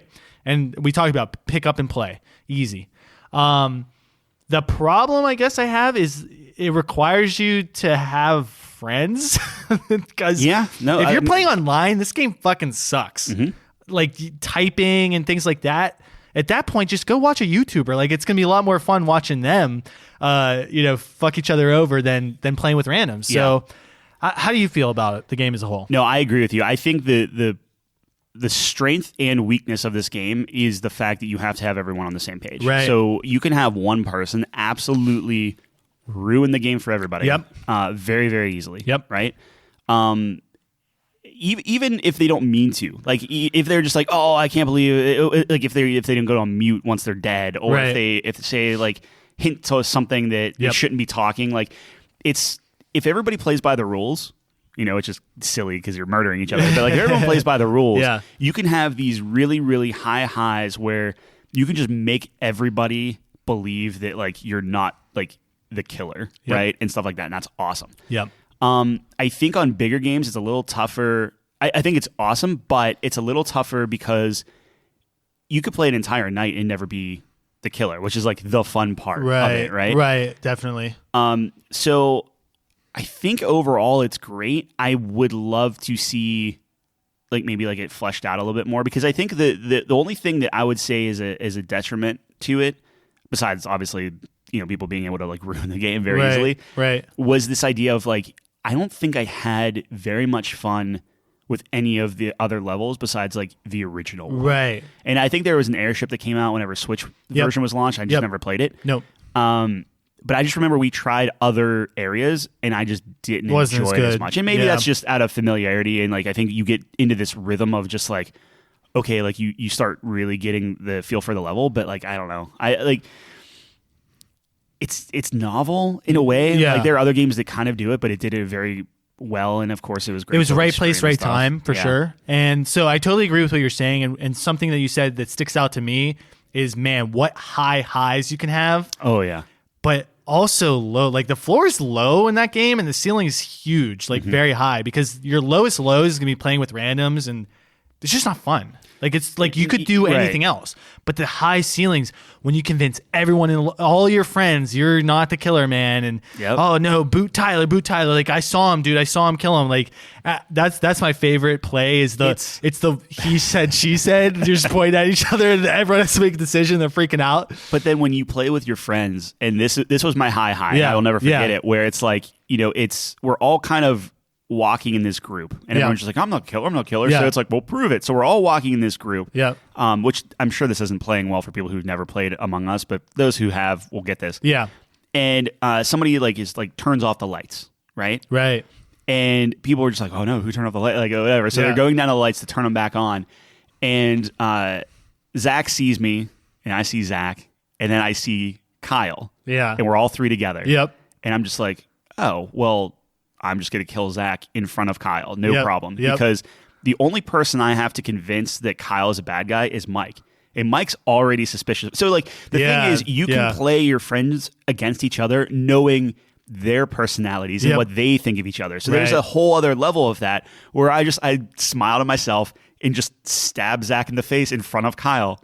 Kyle reports the body and is like, I saw him. And then it's just like, I just convince Mike that... And Mike's so convinced that he jams on that button of just like, oh, I know it's you, and just votes immediately.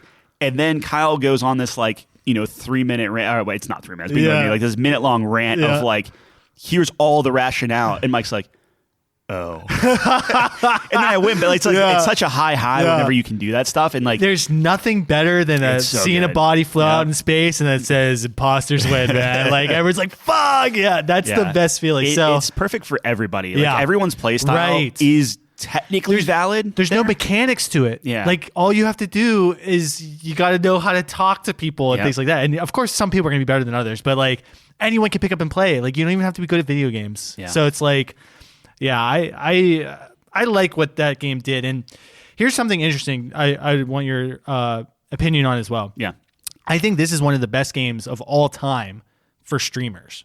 Obviously. I mean, we saw all these streamers playing this. Some personalities were made by this game, right? And you saw these groups like Disguised Toast is one of my favorites, and his group, and all these personalities playing this game. Does that factor into how well you think a game is? If it's tailored to something like that, does that give it points, or how do you feel about that?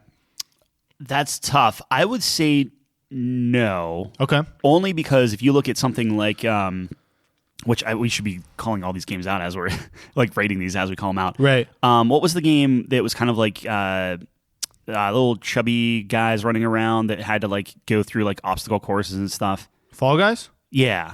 So it's kind of like that, where like Fall Guys was very big on streamers and people were like onto it for like a hot minute. And you're playing it and it's just like, okay, like once you win one, it's just like, like you win. But then when you pull the curtain back and you look at like the monetization aspect of it and all this other stuff, you're just like, I don't want to. I don't know. I think there's something to be said about it because, it's an entertaining game. And like you said, this game requires some setup. And what better setup than a bunch of personalities on Twitch? I think it's very entertaining. So I don't know. I think there's something to be said about that. Like you're not playing the game, but you're still consuming it through a perspective. Let me roll it back. I think it could help. But I'm not. I guess my thing is I'm not looking at does this work with streamers to kind of sway me one way or the other. I just think it's an interesting note. That Yeah. This was a great game for YouTube, a great game for Twitch. So I think that's interesting. So what are you thinking in terms with that? All that being said, where are you thinking? It's a tough one. This is because a tough one, yeah. I think it's a miserable game to play, like you said, like by yourself. Right. How do we want to factor that in?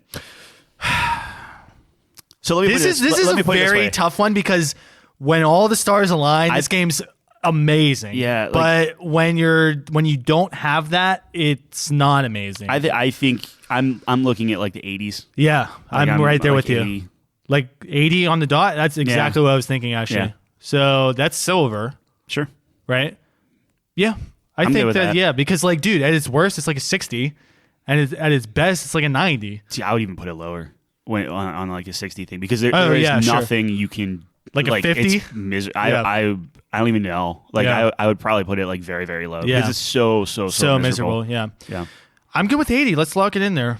I feel like that's fair. That's fine. That's a tough one because it fluctuates so much, like we've been talking about. But I feel good there. Like I feel like the solid silver tier, with the potential, obviously, to be much higher than that if you can get all the stars to align. If you have that network of friends that are all on the same page. Yeah. But those are some tough requirements to get. So Sure. All right. What do we have next? We have Armello. Armello. Yep. So for any of you guys who don't know, so I didn't really do an explanation of Among Us because that was a really popular game. I mean, it's like within our culture now. Like there's like people buy these Among Us like figures and stuff. Like it's out there, right? I even think weren't they doing like a TV show or something like that? Or am I crazy? Oh, that's a good question. I don't know. Among Us is very popular. Is the point? So Armello. I mean, Fortnite ripped it off. So Yeah, like, it has to exactly, be yeah. doing something right. Armello is not as popular. So for those of you who do not know, Armello is kind of like a board game online. So it's a video game, but it's pretty much just a board game. There's tiles and you move. There's also cards that are involved with this. Pretty much you select a character. So there's a lot of characters, different abilities. And there's different win cons. So essentially in the middle of the board, there's a king. He's kind of infected with this evil kind of plague thing that makes him evil. And long story short, you need to stop the king one of many ways. You can kill him. You can be like his buddy because you get like prestige points, I think. I haven't played in a long time, so I'm explaining this terribly. You can get prestige points and win that way and be like his buddy advisor and win by pretty much ruling the kingdom, being his puppet, I guess, is for lack of better words. You can... what is the other way to win? You can get more rot. So rot is like what's making him bad. You can get more rot with him and kill him. And then the last way is there's these spirit stones you can collect and you can purge him of this sickness. And cure him, and you can win that way. Mm-hmm. So 4 ways to win, technically.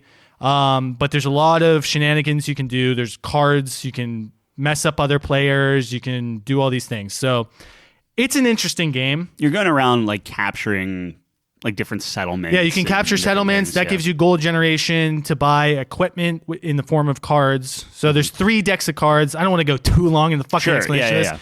But there's 3 decks of cards. There's a magic deck that hurts other players, heals you, does bad things to other people, everything like that. There's I forget what the middle deck's called, but it's like you can put traps down, you can steal coins from other people. It's like the utility deck, I guess, for lack of better words. And then there's like an equipment deck where you can put on armor, you can put on weapons. It buffs your stats. Yeah. And then you can obviously fight other players, and when you're engaged in combat, you roll dice, and there's swords on the dice which do damage. There's shields on the dice which prevent damage, and you can crit and things like that. So that's pretty much how the game's played. It's a board game. It takes a board bunch game, of different mechanics and kind of throws them all together. Yeah. So this game's pretty solid. I actually thought it was a lot more polished than it had any right to be. Like the player base was never that crazy, but I mean, it looks nice, it runs nice. I think the mechanics are really interesting. There's a lot of different ways to win. There's a lot of different characters you can play as. So was it like the best game ever? No, but I have a lot of hours in that game. It's just something, there was just something about it where, you can play it by yourself and have fun. You can play it with your friends and have fun. At least for me. I know Tyler, this is Tyler's infamous game that they baited me into buying. But I have that one game with every one of my friends that I convinced to buy. Yep. And then I just deuces. Don't play it. Yeah. So I've been talking for way too long about this game. Because I don't know if you have a lot of input. It's a good game. I think it's a solid game. Yeah. Every time I played it, it was fun. I never felt like I was so out of it. Like I feel like all the games I played have been fairly close, or there was always like this kind of path to victory. It might have been like a harder one, or just like, oh my gosh, got to throw this Hail Mary. But sometimes it paid off, and it'd be like, oh hey, I won one. Like cool. Like it was neat. I like the feeling of all these like infinite opportunities. The problem is with any board game, you have these kind of like, oh, they got this OP card or this OP combination that's like, this is going to be terrible. Right. You know? I thought it was good. I thought it was clever. Like you said, it's polished. I think my only gripe graphically of the game was whenever you like scroll out and the clouds like cover the board because they're so high. It's like, so why? Yeah, like, turn them off. I don't know. Right. I like the characters because they're all what is it called when they're like animals but they're humans? Anthropomorphic or something. Yeah, I don't know, something like that. Yeah, but you know, and there's like different clans. Like there's the bunny clan and the dog clan or the wolf clan, I guess. And they seem pretty unique, like with the bears. Yeah, and the bear clan. So it was cool. I am thinking for this game, probably like low 80s. Actually, I think it's I was thinking like an 83. Yeah, I'm totally cool with that. I think it's a polished game. I think it's better than it had any right to be. And a lot of great times to be had. Is it anything spectacular game like breaking? No, but I think it's solid silver. I think 83 sounds good. Yeah. Okay. We're going to put a lot of stuff in 80. So here's the thing with this, and this is the interesting part, is obviously whenever we're thinking about a bunch of games that we played together, or not together, but like we each played. Yeah. The ones that come to the top of your brain are going to be decent games. Right. So I think we're going to be starting to see a lot of kind of like 80s and silvers and different things like that, which some of we already went below that, but I'm interested to see as games start coming out this year, like either on Game Pass or games that we just kind of pick up. I'm very interested to see like, okay, like we go into a blind game, like we're going to play like the Rainbow Six game. Like I haven't read really anything on it. Me neither. I want to go in cold and kind of put our opinions forward. Right. It's going to be fun. Absolutely. Yeah. All right, so 83 for Armello. Yeah. Okay, got it. It's locked in. Speaking of being trapped in silver, this game is going to be higher than that. I'm excited for this one. Tell me about Bloons TD 6. Bloons Tower Defense 6 is the best game you've never played. If you don't know anything about Bloons Tower Defense, it's a tower defense game. You're monkeys and you're trying to pop balloons. That's all there is to it. There's a bunch of upgrades you can get. There's a bunch of different kinds of monkeys, and there's, you know, this is the 6th game in the series, so there's obviously been a huge evolution. So now, like, at this point in the series, you have all these different monkey units. Like, they have their own paths at this point, and, like, ultimate... like, upgrade paths. Upgrade paths, exactly. So, and they're just crazy, dude. There's, like, a sniper monkey. You can buy a monkey that flies a plane and drops bombs. You could buy pretty much Superman in monkey form. Like, it's amazing. It's an incredible game. Yep. Simple premise, unbelievable payoff, extremely polished, so much fun. Yeah, no, I agree with everything you're saying. And it's like, if you're into tower defense games, this, like, you might overlook it just from the art style. Right? It's just like, oh, this looks like a free-to-play game, or this kind of, and it's not. And it's one of these things where I saw it multiple times, right? And you just kept saying, like, hey, when are we playing Bloons TD 6? And I'm just like, okay. Like, that was our meme for a while. That was a meme. And it was just like, all right, you know what? Steam sale was like $1.99 or whatever. I'm like, I'll pick it up. It'll be like a little jokey poo. And I probably put like 3-4 hours into it, just like like the initial, like, oh my gosh, this is amazing. Yep. And then it gets even better when you start adding people to it. And I completely agree. I mean, you've played games, so like you've played Halo, you've played Cyberpunk, you've played. I mean, what are some of the highest? Like, do you play Red Dead yet, or God of War? Or, like, I mean, you played Horizon. Like, you're playing all these games, right, with your brand spanking new computer. Yes. And Bloons TD 6 is the one that your computer tapped out and crashed because there was just so much going on the screen. Yeah, we got to like around 100 something, 80 something, crazy. Yeah, and it was like. We're done. Yeah. You're just like, I'm going to sleep now. Good night. Like, we're like 10 frames per second. It's like, no, we're done. I just think it's such a charming game. Like, I personally like the art style, but I think how they go about doing everything. The upgrade progression feels fair. It doesn't feel like you're grinding forever to get these fifth tower. So the 5th tier towers are like the ultimate ones. It doesn't feel too grindy to unlock those. I never had to pay to unlock things. You know what I mean? It's very fair in my opinion. And man, these towers feel so cool. There's so many different combinations. There's, a lot of theory crafting. Oh, what if we try this?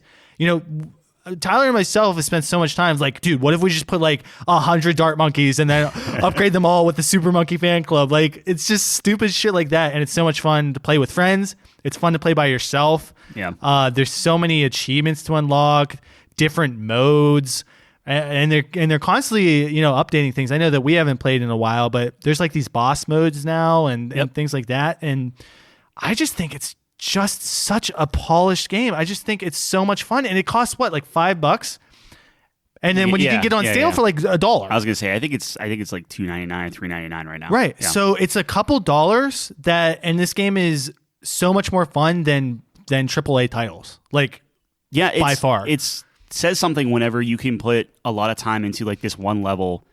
And like you lose the level, and you immediately like, all right, well, we're going to replay this level, and here's what we're going to do differently. Yeah, and we don't get mad. You're right back in the action, and you're like, oh, well, we can change this, and especially when you play with your friends. But this is a key distinction. It's like you don't have to. You can play by yourself and have just as much fun. But when you play with your friends, you're like, okay, Tyler's in the back. He's going to be on farming duty and long range, and I'm doing this, and John's doing that, and so much fun, man. I just love it.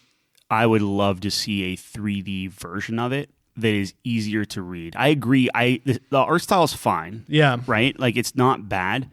I would love to start getting, like, what's the next level of that? If you want to keep all the cartoony stuff for, like, all the character portraits and whatnot, that's fine. Yeah. I would love to see, like, what does that thing look like in, like, Unreal 5? Can you... That'd be wacky, dude. Well, I mean, on one hand, it would probably nuke anyone's computer with, that would be rough. But I would love to see what that looked like. I think the only knock on it that I could possibly even think of right now is the visual. Like, at some point, you can't see what's going on, and you're just hoping for the best. Yeah, there's actually, so watching a lot of people play it, like, because I was doing like watching a lot of videos. There's actually, I guess, something you can unlock to get small balloons.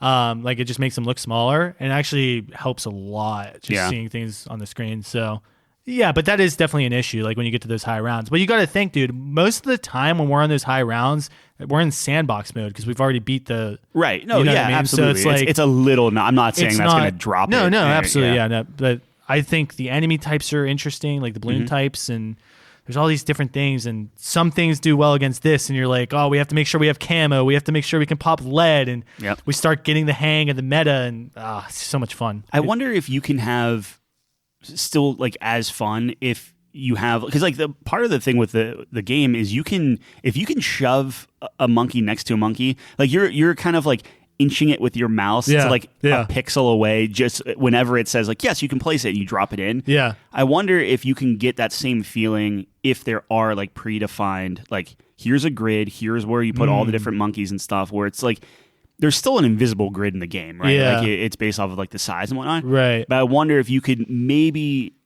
it's not simplifying it, but maybe just make it a little bit smaller, make it a little bit easier to read. Like, could you get more strategies there? Could it be something where, a lot of the strategy comes in where you're like selling, I mean, which I know we don't really sell too many things whenever we play. Like, sometimes we do it like very, very late game. But like, is there something where it's like selling monkeys and then buying them and stuff? Like, is there another level of gameplay that you can start like adding on to it? And maybe it exists and we just... It definitely does. Like, when you watch like someone who's actually good at the game, you're like, oh, they're I'm not doing that. Rotating. Yeah. They're like, because like they're at that level, and we'll have to wrap this up soon, but at that level, it's like, yeah, you're going to stop at tier 3 because it's not mathematically worth it for you to buy tier 4. You'd rather spend your money here and like all this crazy shit, because they're playing like we haven't even touched the surface of that game. Right. Like, we haven't played all the levels yet. No, exactly. Because so many less. Man, what a fantastic game. So what are you thinking for score for Bloons TD 6? This is going to be crazy, but I'm thinking like 90s. I'll give you, I thought you were going to be like, I think this is a platinum. Yeah. I'm thinking like 9. When is Plat start? 95, 96. Plat starts at a 96. I think like a 93 is where I was at. Yeah. Okay. Yeah. I was gonna say 92. I could bump it up to a 93. Just think it's a solid game, man. And like I said, how many hours do we have in that? And we haven't even scratched the surface. Yeah. You talk about getting a bang for your buck. That's exactly what this game is. Like you've I paid off your $2. It's a perfect example of, hey, remember like when video games were just like fun? Yeah. Like there's a little bit of progression and that's fine. Like it definitely unlocks other things. And Yeah. I know John was having a kind of, not an issue, but he was like, oh, I feel like I'm not doing as much because he just didn't have things unlocked. Yeah. Right? Yeah, that's true. So there is that a little bit, but once you get it, because that doesn't take forever and that you can cheese it and whatnot, but like once you unlock everything and all those options are before you, like, oh man, it's pretty good. No, it's I'm so good with a much 90, a 93. fun. 93, man. Yeah. I think that's a solid. Is that the highest rated game we have so far? It's the highest rated game. I don't care, dude. That's that not game is a- so much that's fun. really I not think a everyone shot. should play that. Yeah, it's very It's good. so awesome too to see this was a Flash game, and to see the evolution of this, it's really cool. Love it. Cool. All right, there you have it. So Balloon Tower Defense 6,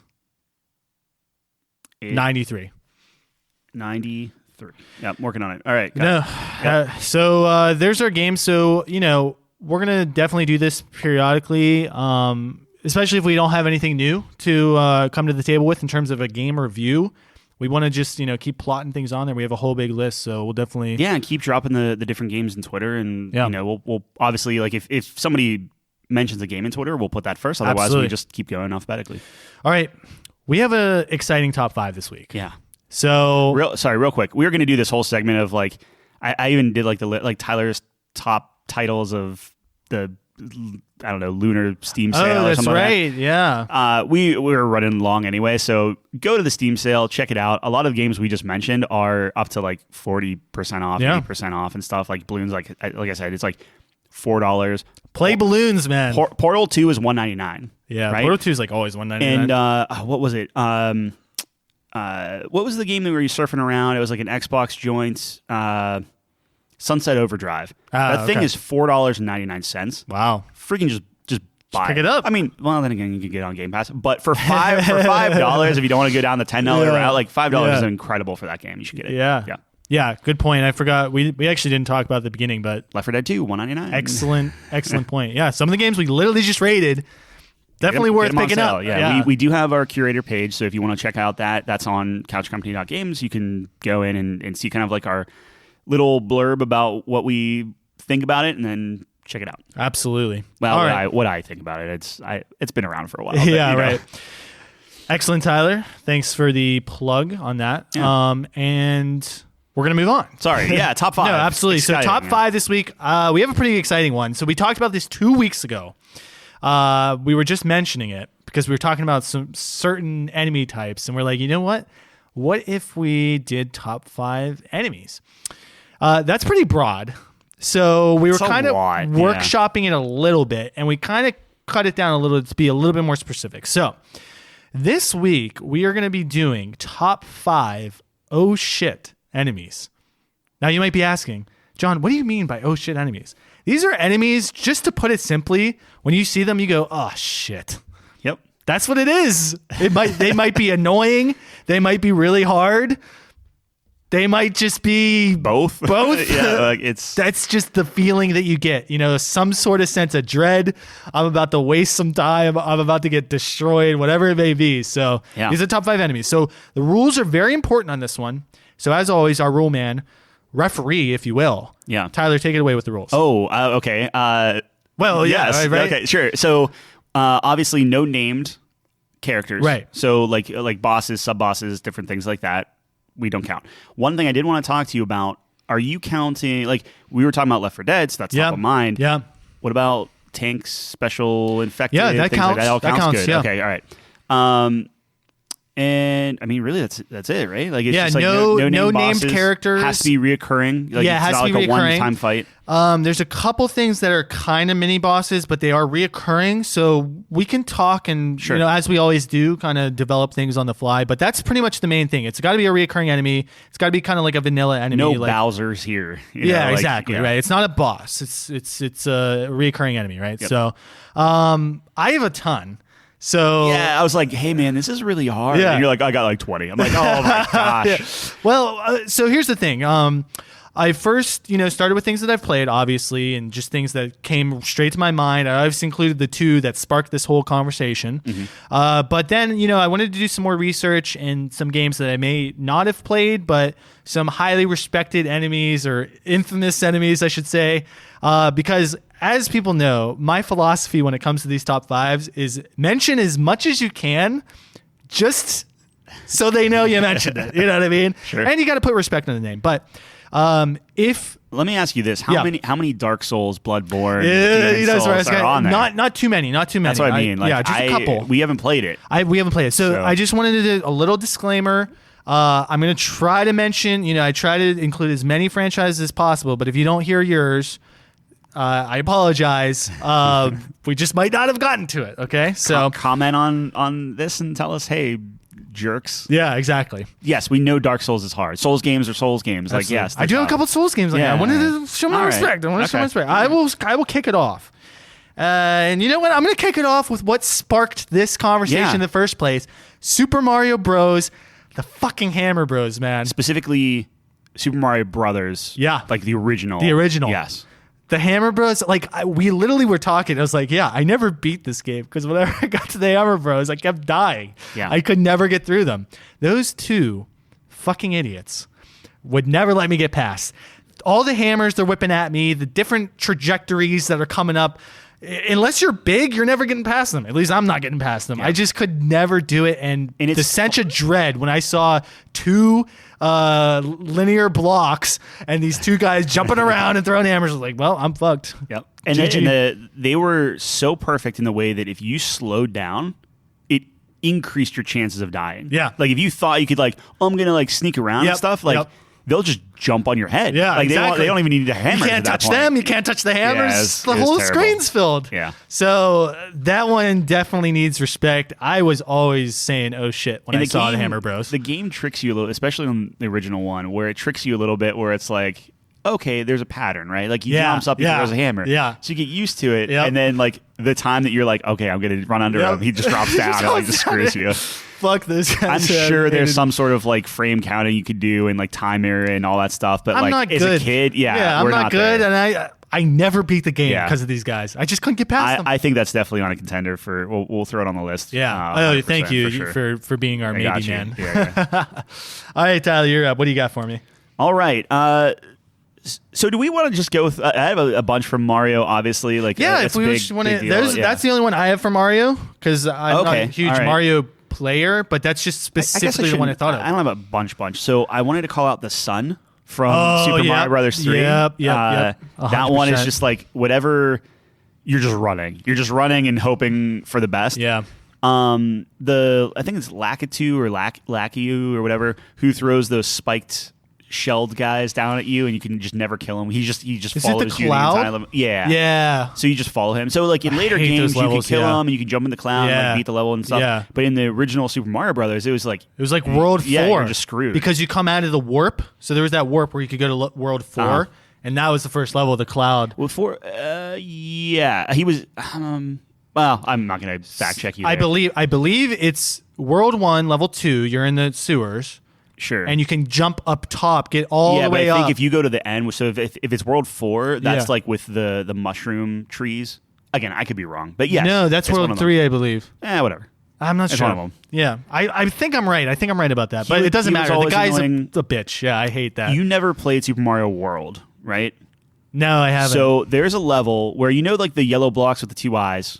If you hit it in Super Mario World, they just flip. yeah. Or if you're big, you can jump on them and break them. Yeah. So there's a level where it's just rows and rows and rows and rows and doors. Sure. And there's these Magic Koopas that will fly around. So they're just little Koopa guys with like wizard gear on. That fly around. Yeah. And they'll shoot their magic beam at you. Yeah. And the thing is, they fly around. You can't touch them. Right. Their magic beam obviously kills you. You can't touch it. Right. If the beam hits you, you're dead. If the beam hits blocks, it could make the block disappear, where you just fall through. It could change the block into a Koopa. Yeah. The Koopa will just attack you. Those were just like, shit. Like, it's like, come on. Yeah. So those were kind of annoying. Okay. And then I had the Hammer Bros. So, and you feel strongly about the other I think ones? out of all those, as a kid, the Hammer Bros were really the ones that's a very personal thing. I know that Mario fans might feel differently, probably will. They might call me bad because maybe they didn't even think the Hammer Bros are bad, but dude, I am so scarred by them. It was like, it's funny because with Mario, the way to actually, one thing now that I'm thinking of it, one other thing that I would always say pissed me off as a kid is the flying fish on those levels. Yeah. But the thing is, all of these, like when you really look at it, the way to beat anything in Mario is just go fast. Yep, go fast. Which is ironic that you have Sonic who's like got to go fast, but like Mario's really the one that's just like, if you just book it, just go. You got it. Yep. Yeah. Absolutely. The fish did suck. I tried to avoid the water level as best I could.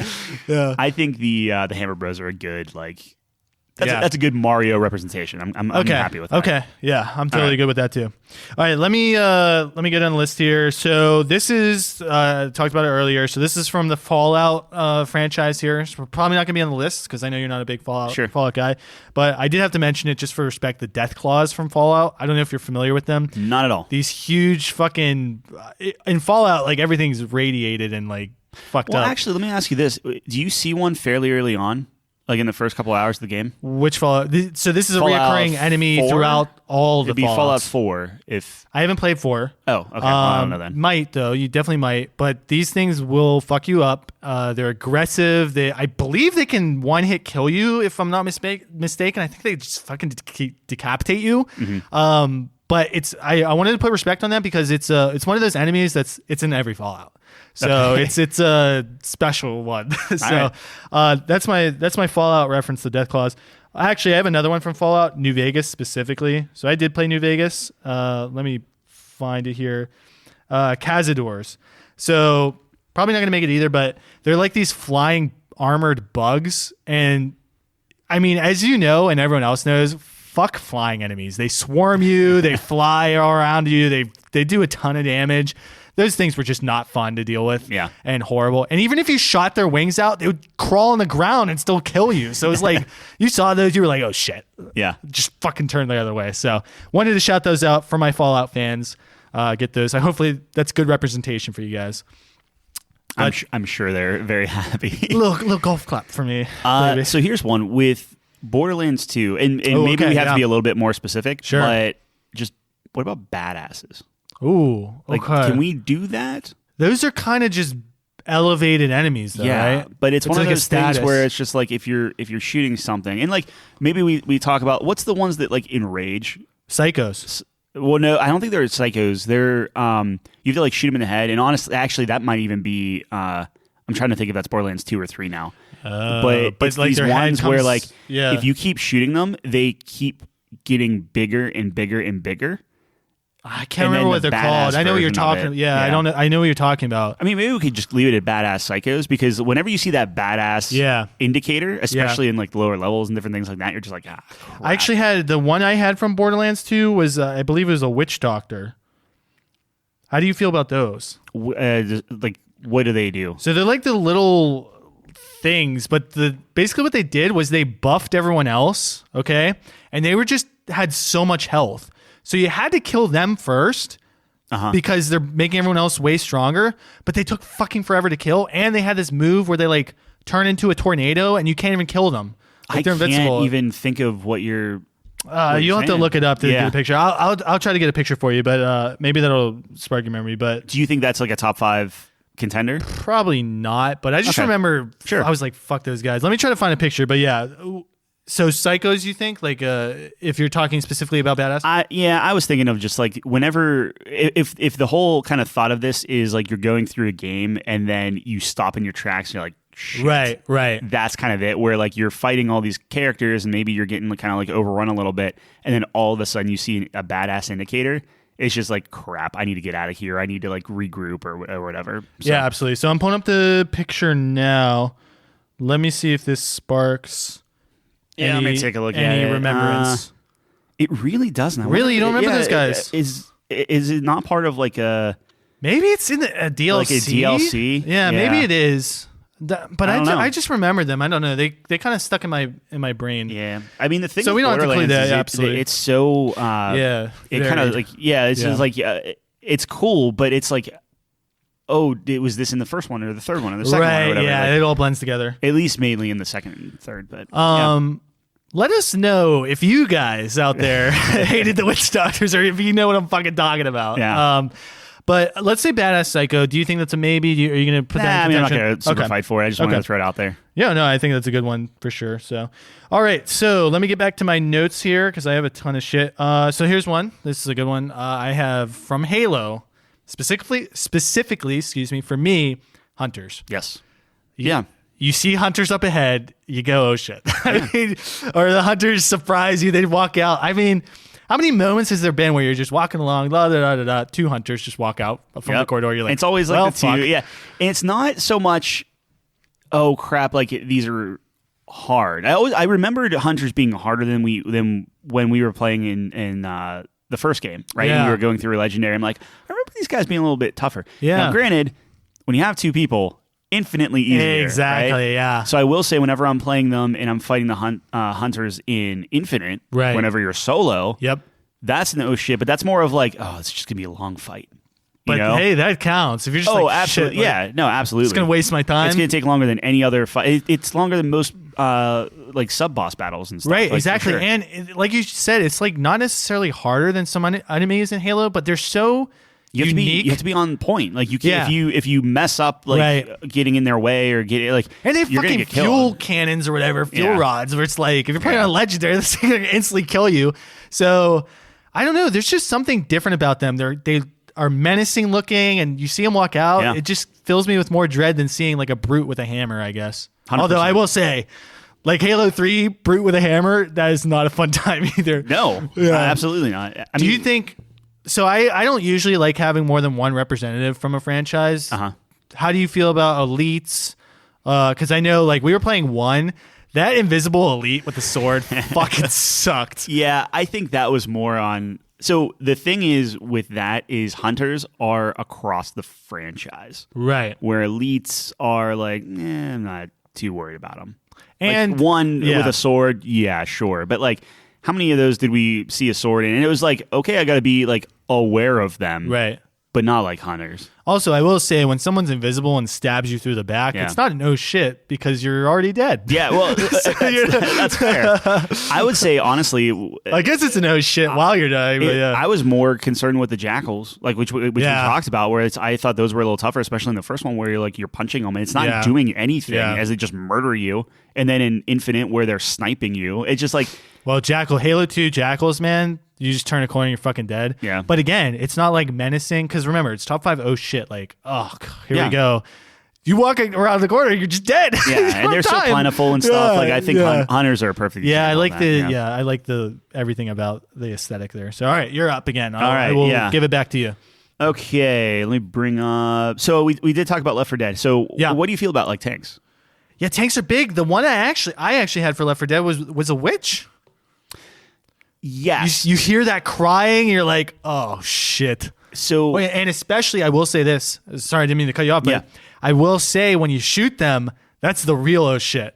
You hear that wail, and you're like, fuck. Absolutely. The only thing is with that, so that's a good one. Like honestly, I would be fine even putting that on the list of the tank. The cool thing with the tank is in multiplayer, because we played a lot of like multiplayer with that stuff. Yeah. The tank, whenever you hear the music for it, and it's like this build up of just like, where's it coming? Where's it coming? Where's it coming? And then you just like bust through it. It just like starts like throwing, and you know it's a human that's controlling that. That's a great point. I feel like that's scary. Like a witch, yeah, sure. Like it's scary because you can like pull somebody into a witch or do like some weird stuff there. Right. But I always like whenever that music starts, you're just like, crap. Are we gonna get wiped right now? You know, like that's a good Because the point. witch, like, honestly, the oh shit, like, you could put a car alarm at that point. Where, like, true. how many times are you just like, oh crap, like, there's a car, like, you gotta be careful. Left 4 Dead 2 car alarm, number one. That's a great point. I would be fine with either of them. No, I think I will give you Tank. I forgot about the music, but The music's very good. The music's important for that too, because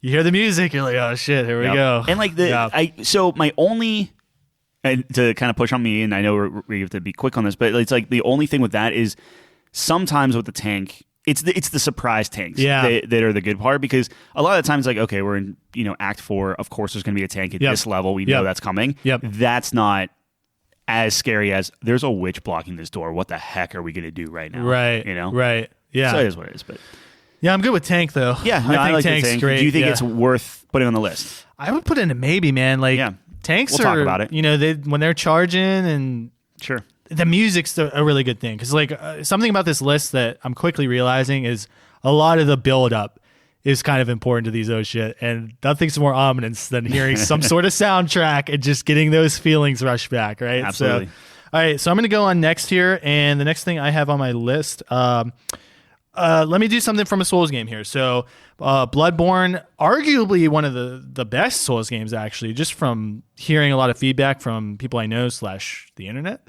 There are these things called shark giants. And of course there are. Yeah, exactly. They're these huge fucking dudes, I guess. And I guess they're in the sewers and stuff. And I plead ignorance on this, obviously. But from the research I was doing, it's like, yeah, most people just fucking avoid these things because they're so awful. Mm-hmm. And like when you see one, you're like, nope, other way. Like, fuck this. They could like instantly kill you. They're super aggressive. They're really tough. So wanted to shout that out for. Do you just want to go through all of those? You want me to go? Yeah, okay. Yeah, I'll do my Souls segment here. So Dark Souls 3, there's a thing called a Judicator Argo. It's basically this huge thing.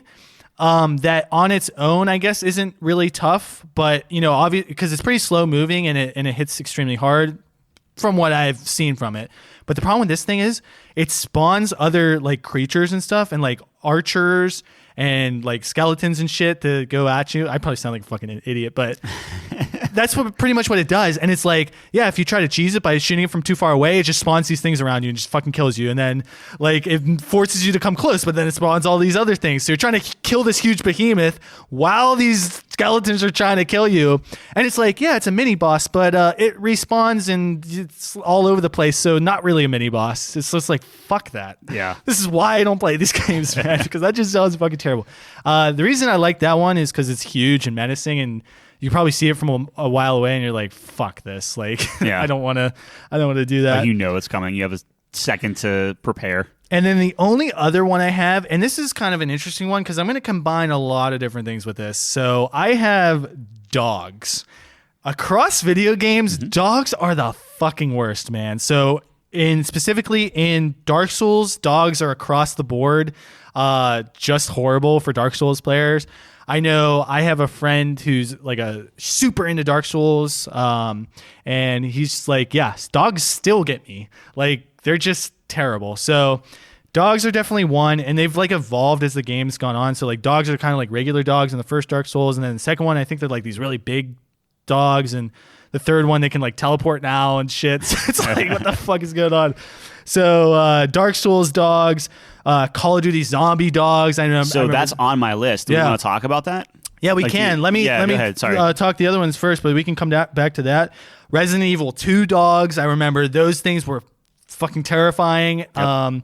And I will say COD 4 dogs. When you're playing on Legendary, man, I just remember, you know how the dogs would tackle you, and you Rip had your throat. you had to quickly like snap their neck, but it was like so hard to do because you had to do it really quickly. You were just mashing on it, and sometimes it's such bullshit, it just kill you. Mm-hmm. So the reason I would say on that one is because you heard the barks like before they're coming. You're like, fuck, now I gotta worry about these dogs. So those are the ones I could think of. And this is interesting because I'm sure there's a lot I'm missing. So I would totally be down to do like a Twitter, like, hey, what dogs from games like are the worst? We did the best dogs. Yeah. Now let's do the worst dogs. Yeah. But yeah, back to zombies. It's classic, specific round dogs come, so right? like across the whole And they've evolved obviously over time to like Right. these like toxic things or whatever. But I remember like the original zombies where, you hear like fetch me their souls. Yep. And then you're just like, what is that? And then just dogs are like popping out of Yeah, nowhere. Like yeah. it's crazy. And like the first time that happened, you're just like, what is going on? And then obviously they expand on that in World at War, but like with the new levels. Right. But it was like that always was like a very tough, like you have to like, okay, everybody get here. You have to hunker down. You can't do it. You can't be caught out in the open. Like to me, that's always the ocean because you have that time. Yep. The fog rolls in, the music changes, Yep. the guy comes in, and then you hear like you might be in one room and you might hear these pops right of the hellhounds coming in from hell, and you're just like, okay, that's 1, 2, 3, 4. And then you just start like flooding in through there, like it's like the build up so good. I totally agree. Do you want to put that as I would maybe? love to put it on the maybe list. Yeah, absolutely. Totally agree with that one. All right. I'll let you go next here, unless you want me to go again. So you didn't play a ton of Diablo 3. I don't think you got to Act 2 yet. Yeah. Well, But we'll what do you talk about got? that. What do you got from that? So this is a little weird one. So a lot of people are like, listen, if you're like, okay, what are the toughest Diablo characters or whatever? A lot of it's based off of how you're built, and like arcane magic always kills you and stuff like that. But when you're talking about specifically like making a hardcore character, where if you die, you're dead, you lose everything. One thing that I found that I always was kind of like this oh shit thing is in Act 2 there were these creatures called sand wasps, and it's just like a big wasp flying around or whatever, and it's fine, you see it. But what they do is they start shooting out these little tiny wasps that are like, each of them are like these little projectiles. And at that early in the game, you're really not buffed against poison damage. I see. So if they hit you, they take a big, you can get hurt quickly. So if there are like 3 of them, they're all shooting these like wasps at you. Yeah. They're very slow. You see them coming. But the problem is if you're in a battle with something else, they might just kind of like sneak in and just shoot a couple wasps, and then they hit you and you just die. You don't know what happened. No. That's me. I'm not going to fight for it because you never played, like you never played that part.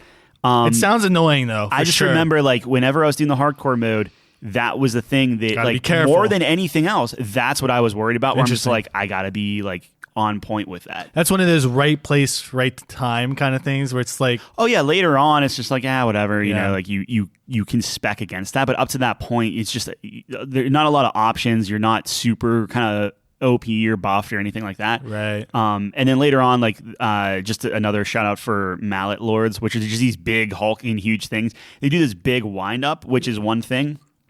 But if you don't get out of the way, which in PC it's actually harder because PC doesn't have a roll, where consoles you could roll out of the way. Ah, I see. But they just one tap you. It's just like just bonk, and you're just dead. But they're pretty good. Yeah. So I'm not gonna fight for either of those, but special shout out that they had me personally a little special place. No, it definitely sounds like a no shit. Yeah, it's just annoying because you're like, especially hardcore, man. You can lose it all. Yeah, for sure. All right, I'm gonna go next here. This is a classic. I think you'll like this one. So there's nothing worse than you're traversing through this game, you're having a great time, and then all of a sudden you hear that little taunt, that little laugh, and across the way, all you see is this little guy dressed in blue holding an egg, and you're like, "Fuck! Here goes the next 15 minutes of my fucking life." Yep. Eggman from Spyro, man, this was the worst. They couldn't even do damage to you, but you just knew there's gonna be some bullshit like path that they take. You're gonna try to charge them down. Oh, it's what a nightmare. So when we were looking at all the different lists, and I was trying to think of like back to childhood and stuff like that, I'm like, no, this was it. Because it was like everything else, like they're like tough enemies and stuff. You're just like, okay, this is a pain.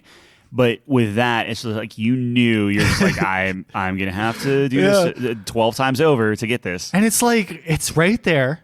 You see him playing his day. He's in a meadow. Yeah. He nowhere to go. And then suddenly he's Michael Jordan jumping over a mountain.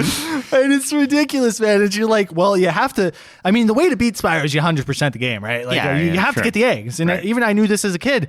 And it's just like, well, how long is this going to take me to get this guy? because he's just going to keep taunting you. Like, what are you going to do? You can walk away and let him win? You know it's right there. You can see it, man. It's that's like, the OG toxic. That's the OG toxic for sure. And he does his little dance and his, what do you call that? Nays or something? Na-na-na-na-nas. Yeah.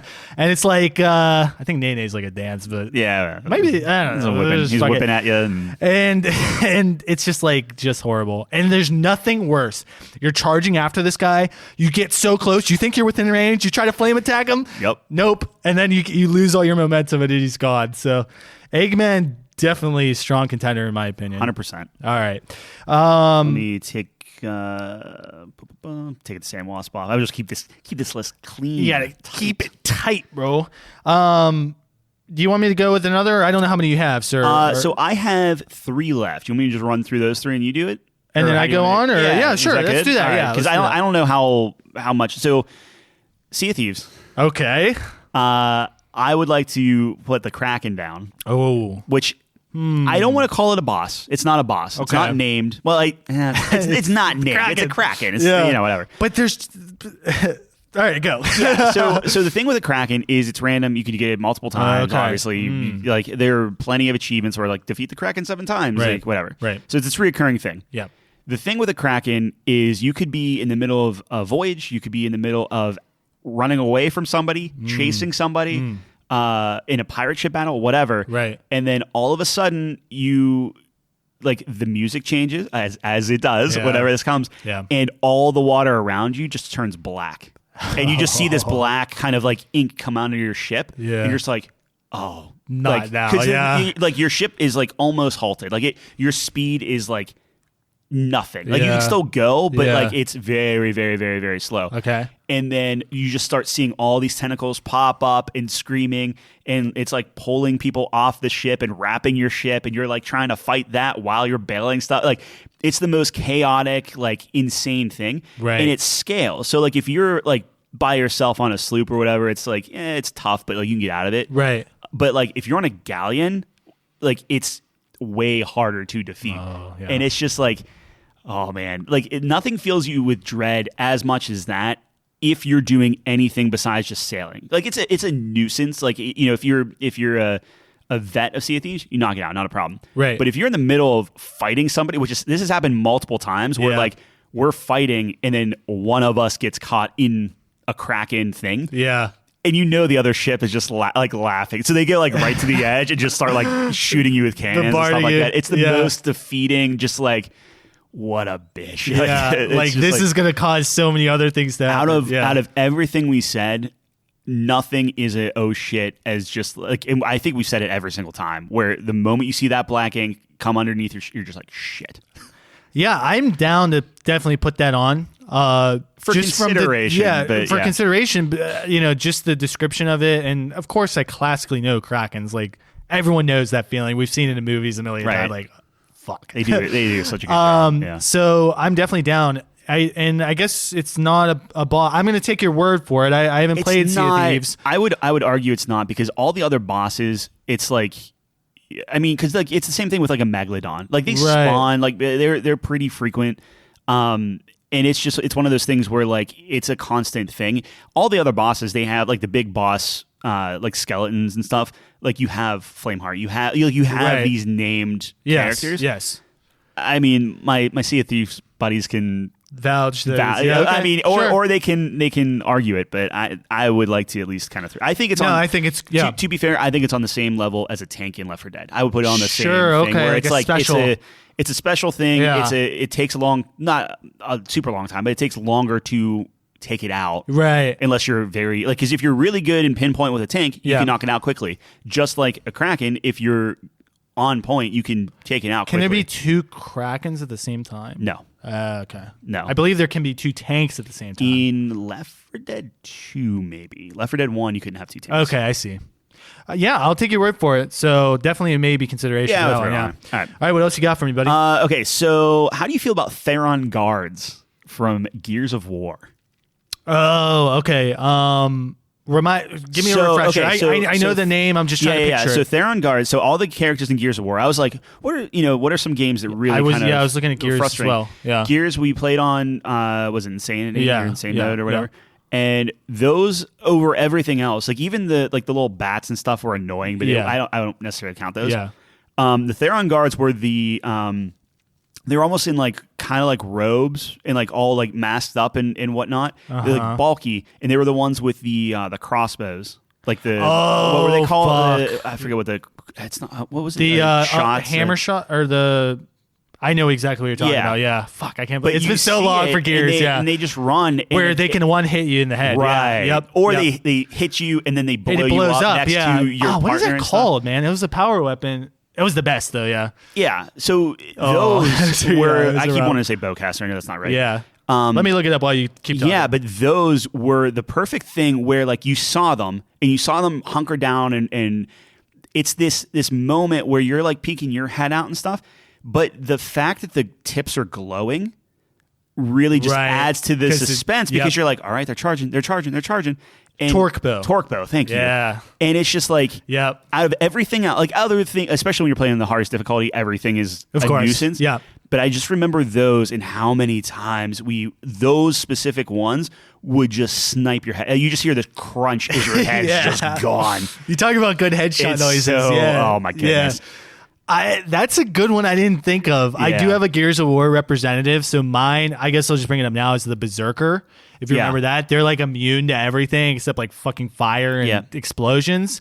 And I remember they had a specific noise and they would charge up and things, but I actually like yours better. Where the Berserker, because I was thinking about that too, and the Berserker's fine, but it usually puts you in a situation where it's like very obvious. Here's how you take it out. Yep. You have to just roll out of its way. You can kind of like cheese. But do you remember in Gears 3 when there was like the you know how the yellow stuff, they were getting like infected with that?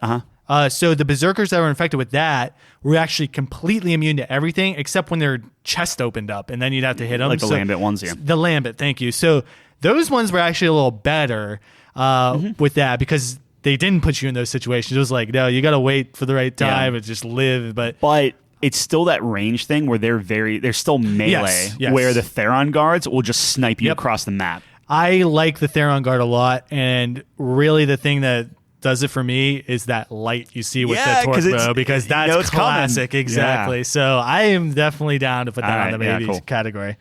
All right, you got one more. I do have one more. Yeah. I'm not going to fight for this one. There's an enemy type called the Screw on a game called Void Bastards. And I just wanted to shout this out where so the whole point of Void Bastards, you're flying through space, you're docking with just random stations and ships and different things like that, and you go in, it's just a loot fest. And you're just going through, killing people, looting things, taking as much crap as you can back to your ship, and then just building new components. Okay. And the whole point is you're just trying to escape prison, basically. Okay. There's more to it, but that's the general thing. Sure.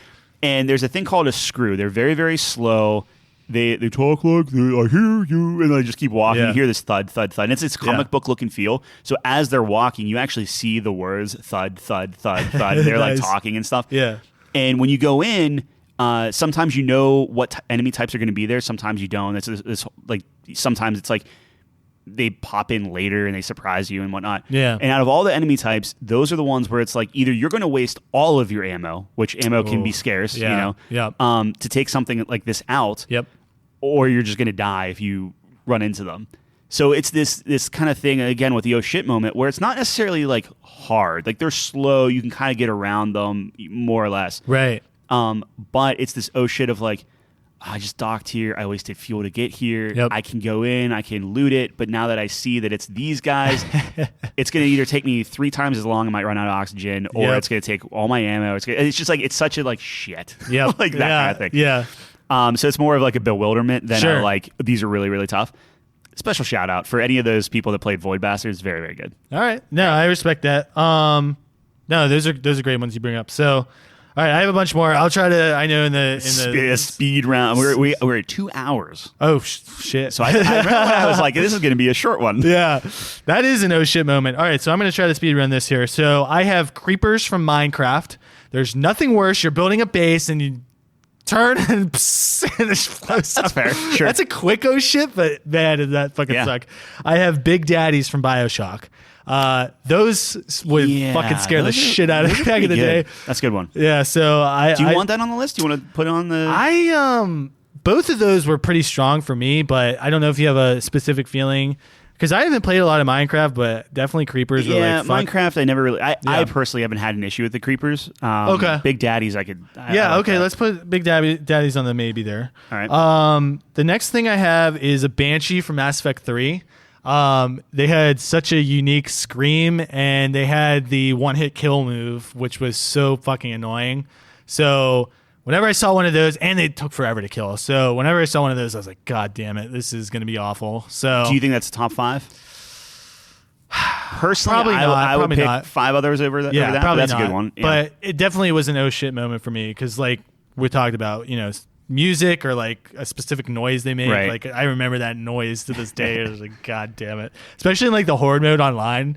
You guys played that way more than I did. Yeah, I love that. Speaking of balloon tower defense, the DDTs from that, and this was a mention from Calvin actually. So funny you mentioned that. I do have a recording from Calvin. Well, actually, we'll just play it right now.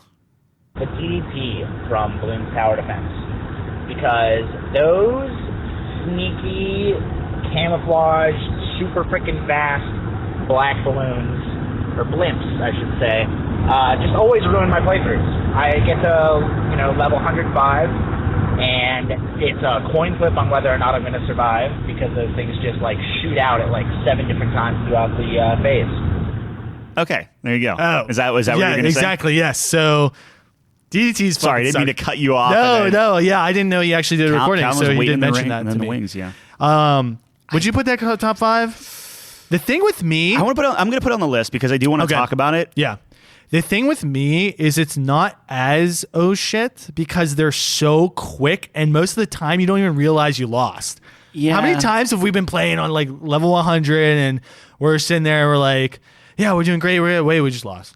Like the first, they kind of sneak through. The first round, it's coming. Yeah. But then you get into this rhythm where you're just like, I don't know, see where you this do. goes. Yeah, right. Exactly. It's like mid 90s. We're like, oh, here's where they're introduced, and you're like, yeah. So yeah, but there's like the big purple ones, the bad balloons. Those might be a little more oh shit because it's like there's this big fat balloon on the board. You're like, oh, and it's going to yeah. burst into the other ones. Yeah. And it bursts into the DDTs with other things. So I don't know if that's top 5. We'll throw it on the list. We'll see where the chips fall. Sorry, I have so much. Next thing I want to mention, this is kind of a beam, but cougars from Red Dead / GTA are notorious. All right, because you lost me. They one hit kill you. They're so annoying. So whenever you see a cougar in the wild, that's just a meme one. But anyone who plays those games, they'll know. They know.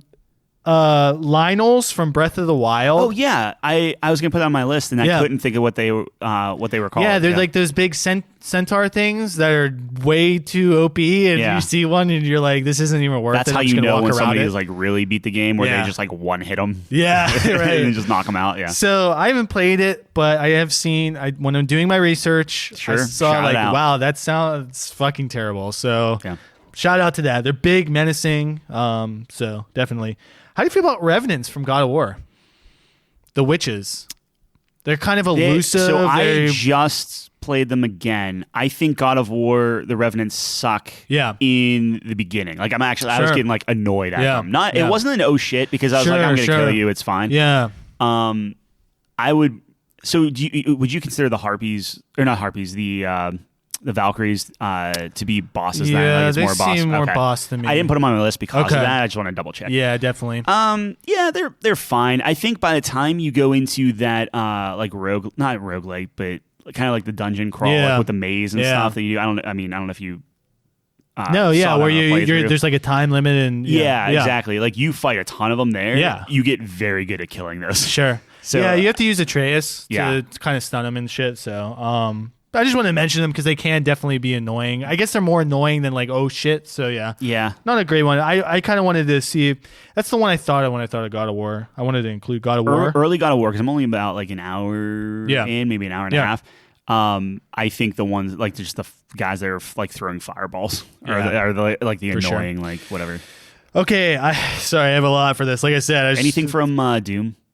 I don't. Dooms? I thought you would have something for Doom. Actually, I was trying to think of like what my most annoying one is. And it's like the flying skulls, but it's not like I have a personal connection to them. So okay, I have regenerators from Resident Evil 4. Fuck those things. They're terrible. So they're like these over the chainsaw guys. Yeah, with an oh shit.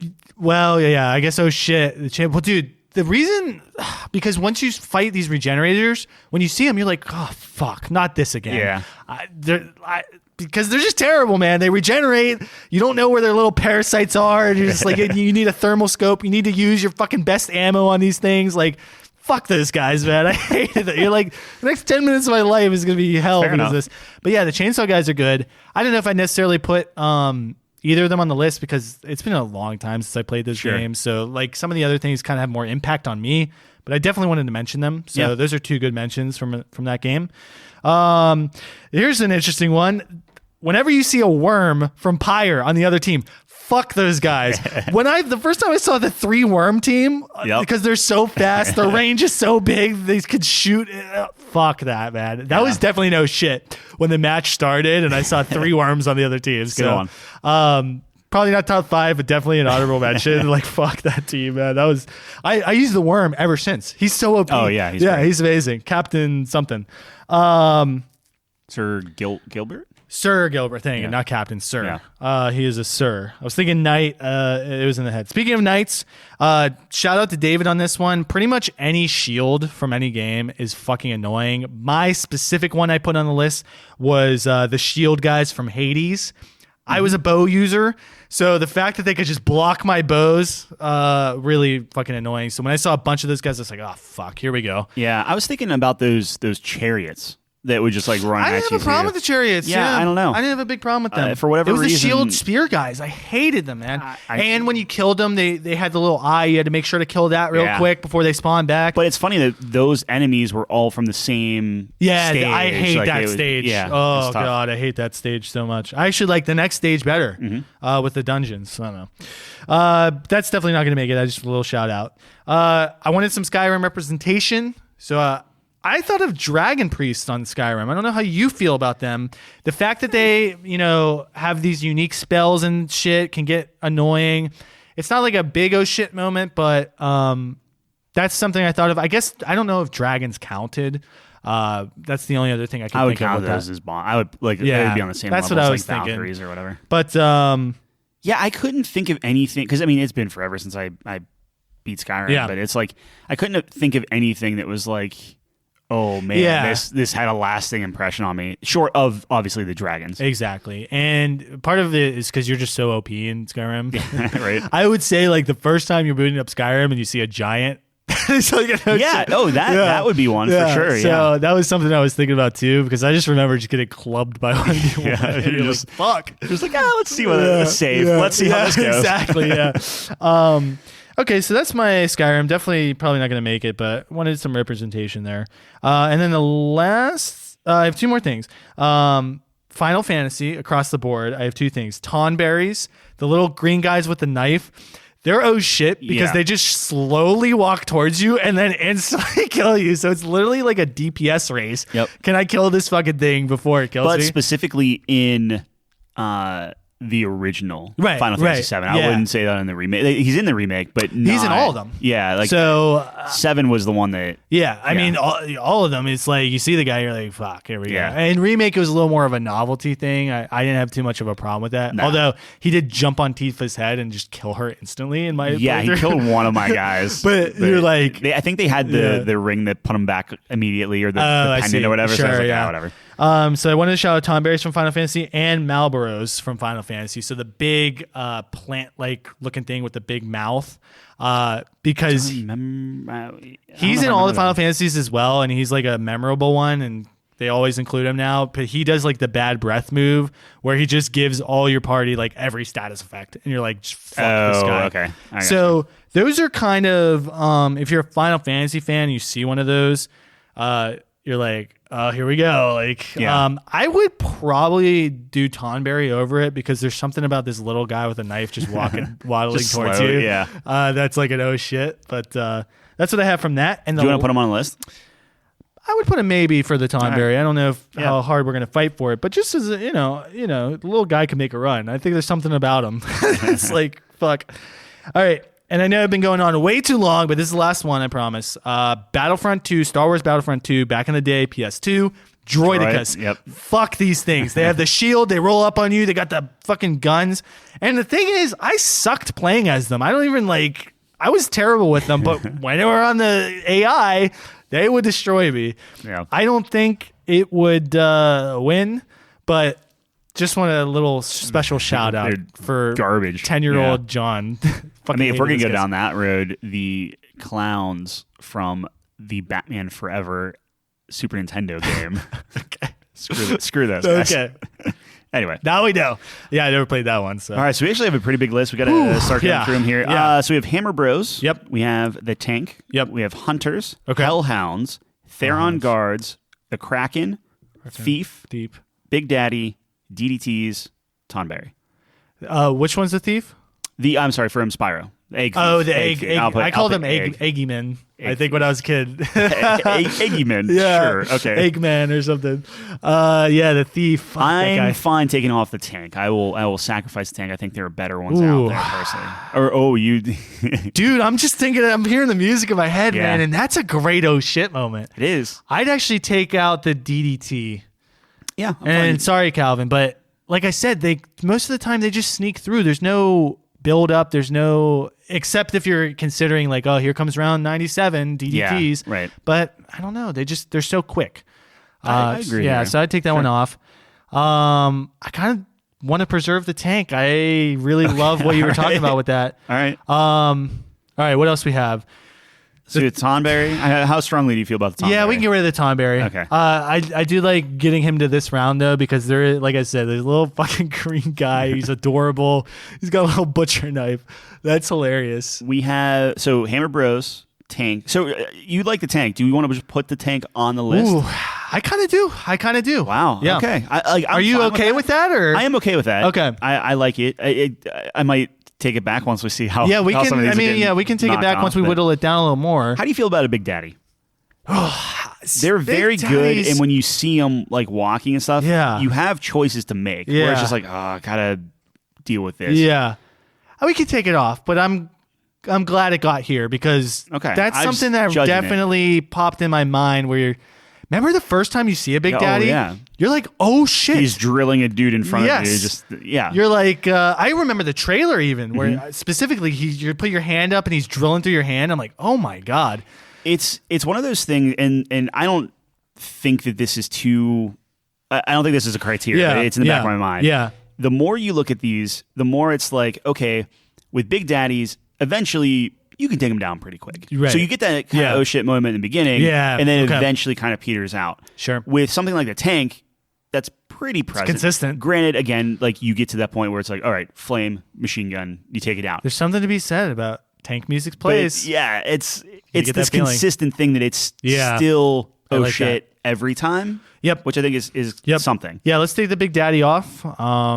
It has a special place in my heart though for making me shit my pants. So by that logic, I would be okay taking out Hellhounds from Call of Duty.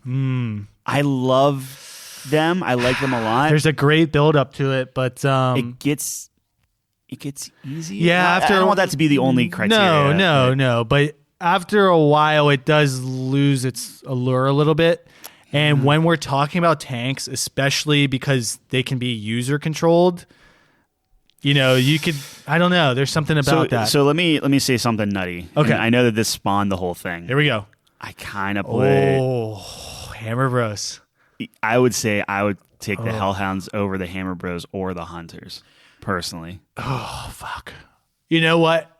I'm about to, and like, this is what I love. Exactly. But right, the spirit of it, it's like. Here's what I love about our top fives. It's because they morph as we go, and we kind of even understand what we're even ranking.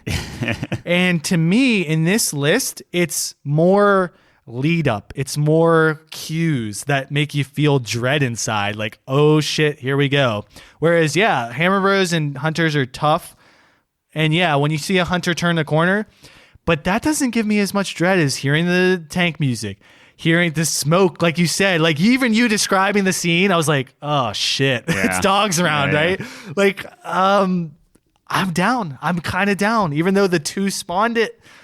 I think we've learned a little bit here that some things overtake it. Do you take both out, or you pick one for the Hammer Bros? And this? Are you saying let's both? Put tank and you mean the Hunter? Dogs on the list. And we don't have to kick the other ones because there's still a chance they can make it. So we have 3 tentatively on the list right now, right? Okay. Right? Or is it 2? We have Tank and Hellhounds on the list right now. Okay, yeah. So we only have 2. So we have some room. Let's not kick Hunters or Hammer Bros yet. How do you feel about the Kraken? Because you technically never played. Yeah. So I don't want to strong arm you into that. I don't want to get rid of it yet because I love the vibe that that's a classic oh shit. Kraken's from any media. Yeah, but like of course Sea of Thieves does it well, right? I'm truly trying to think of a time that a Kraken happened and one of the crew didn't actually say oh shit. And that's the whole point of this list. Yeah. And that's what we're learning, right?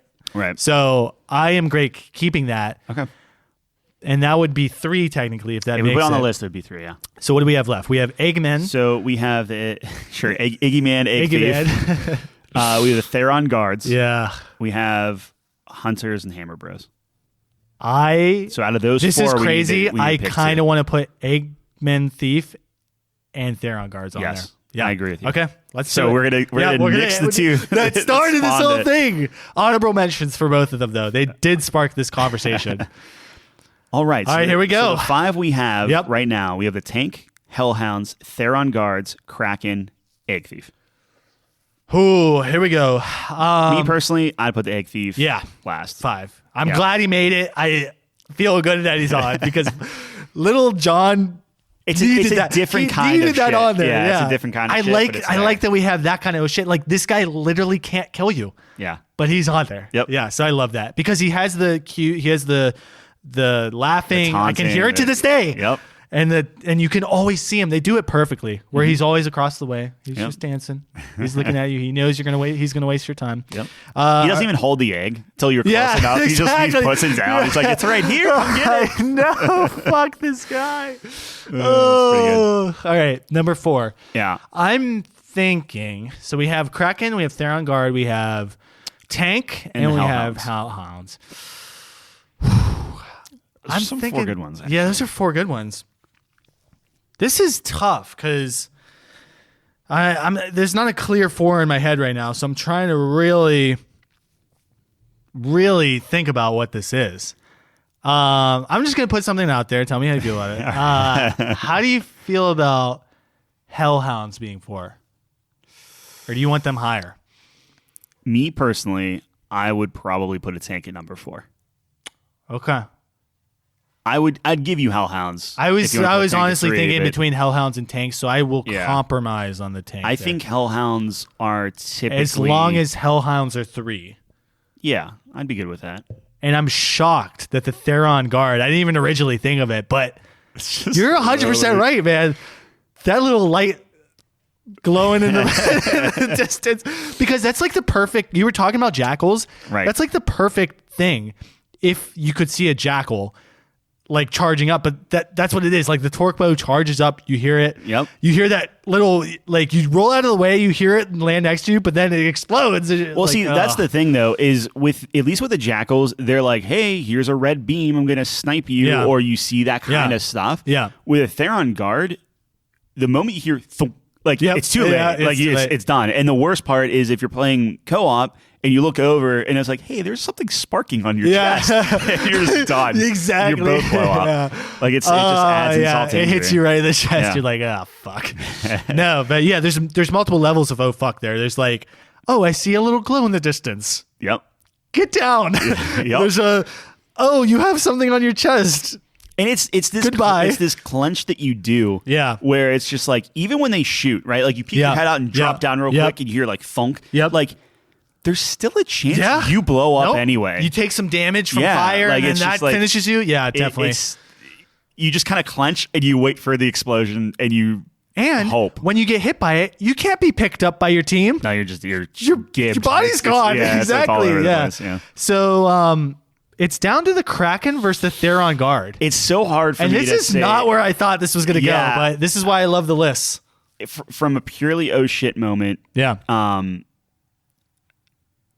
It's tough, man. I don't know. Like you don't play Sea of Thieves. No. So it's like, I don't want to, I feel like it's almost disingenuous to put something that both of us don't, like, at least have experienced. I'll tell you this, Tyler.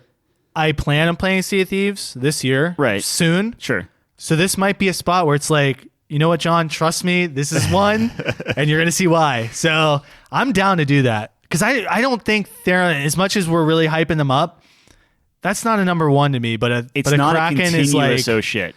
At some point, you The just sky get pissed darken. off. Does the sky darken? No, with the Kraken? it's just the water. It's just the I was water. gonna say Yeah. sky darkens. The little typhoon happens from Pirates of the Caribbean. So it's funny because you kind of get this feeling where if you're on the chase, right? If you're chasing a ship or if you're running from somebody or something, there are some mechanics happening where if there's like a skull fort, like active, like a skull's in the air and you know that's happening, right? Then you know you're like safe from the Kraken, right? So that's fine, but it's this culminating like, all right, you're getting chased, you're chasing somebody, and then all of a sudden you see that skull fort go away, and you're like, well, now it's up to the RNG gods because it's like there's a very good chance that one of us is going to get Kraken, and that's part of the strategy and stuff. But then there are plenty of times where you just don't notice it, and then all of a sudden, the fact that you said literally every time someone says "oh shit," solidifies. And now it for I'm me. not saying it's always like it's a variation of oh shit, right? Like it's no, like, of course. Hey, we're just sailing, and it's like oh shit, like okay, but we have that's to the beauty deal of with this list. Yeah, there are multiple forms of oh shit, and the Kraken hits all of them. that's like, exactly, sure. So I'm good. They're on guard 2. Let's do Kraken 1, man. I have faith in you. All right, I have faith in you. That's gonna be. I have faith, and I'm gonna play it, and I'm gonna say like I want you to record me saying oh shit and say here you go. Yep. You know what I mean? So because like even the first time that it happened, it's like an excited ocean, like. Oh, like, what's going on? The tentacles are popping out of the sea and stuff. It's just it is like I love the fact that it hits every oh shit. It hits really the excited oh shit. Think about it, yeah. It hits the annoyed oh shit. It's the nervous oh shit. Like we're fighting, or the funny thing because the ship that you're chasing that like they get Kraken. You're like oh shit, like you're just laughing at them. Yeah. Yep, love it. All right. So run it down for us, man. This is nowhere near what I thought this list was going to turn into. This was a shock to me. Exactly. All right. So number 5. Spyro the Dragon Egg Thief. Yes, sir. Number 4 is Left 4 Dead's Tank. Yep. Number 3, I would say Call of Duty World at War Hellhounds. Yeah, I always think of the Black Ops one, but okay, I mean, Call of Duty that's fine Hellhounds. Too. Like if Black Ops, I mean, it's the same. Yeah, thing. exactly. Yeah, that's fine. You can do World at War. Yeah, whatever you think of. Maybe we just say Hellhounds Call of Duty and call it a day. Yeah, because that's kind of cheeky. I don't give a fuck. Yeah, because whatever version you're most familiar with is the one you're going to think of, and they all have their merits, right? Yeah. I was just thinking like the original, like no, of whatever. course, yep. And then Theron Guard from Gears of War. I love that one. And then that's a good pick. Kraken from the Sea of Thieves. Wow.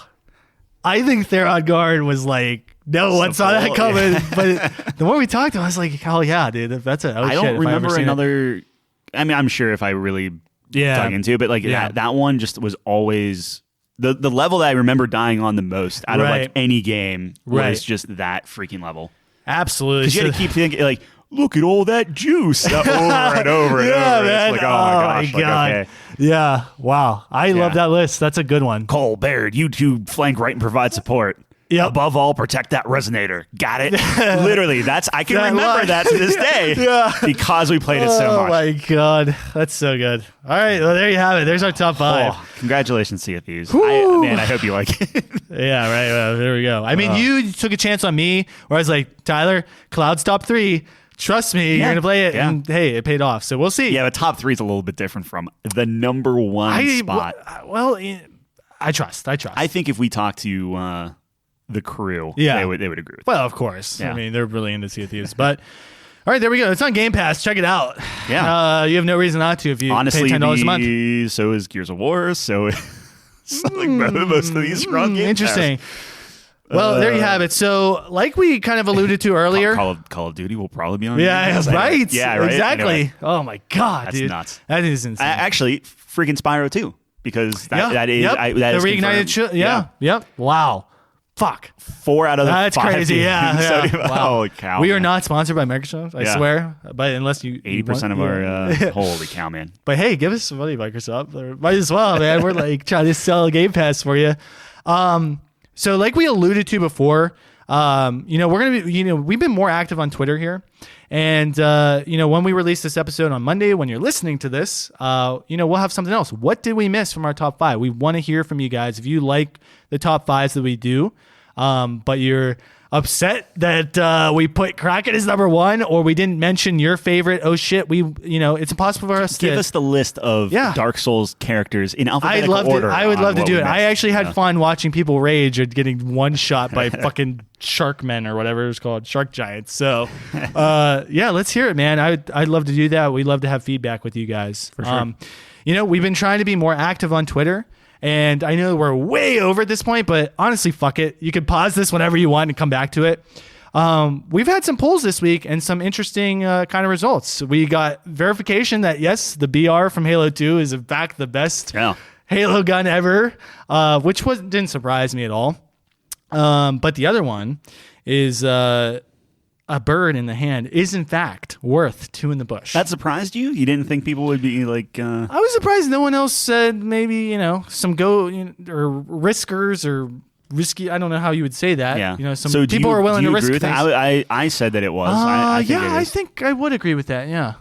Because I like to play it safe. I am a gambler. I know you are. That's so why I'm it's shocked that you wouldn't want to. But I would say I make calculated risks. I gotta hear the chirps from the bush before I'm throwing this away and start to hunt. So I do agree with that. Is it a crippled bird? Can I easily? We're starting to evaluate the birds. Yeah. Like, how good is my bird? Yeah. And, but I had fun with those. We did a movie one as well. I think Calvin mentioned the one cooking movie. I think it was Chef. I saw or something. I'm sorry, Calvin. Favreau was on the. Yeah. I have no idea what that was. I'm trying to as you probably know, I have these random thoughts, so I'm just putting some of those out there. We have some gaming one. Tyler likes doing news stuff, so check out our Twitter. We want to hear from you guys. We're going to have more polls. We're going to be more active on there, so check out Facebook. You can find all our links on couchcompany.games. Facebook, Twitter. You can find our YouTube on there. Anything. We'd love to hear from you guys. So that's just kind of a quick plug from us to get some feedback from you. Yeah. Thank you so much for listening. If you've gotten to this point, check us out on couchcompany.games. You can't plug enough. And thanks for joining us on the couch, man. We appreciate it. And we're going to see you right here, same time, same place, next week. Peace.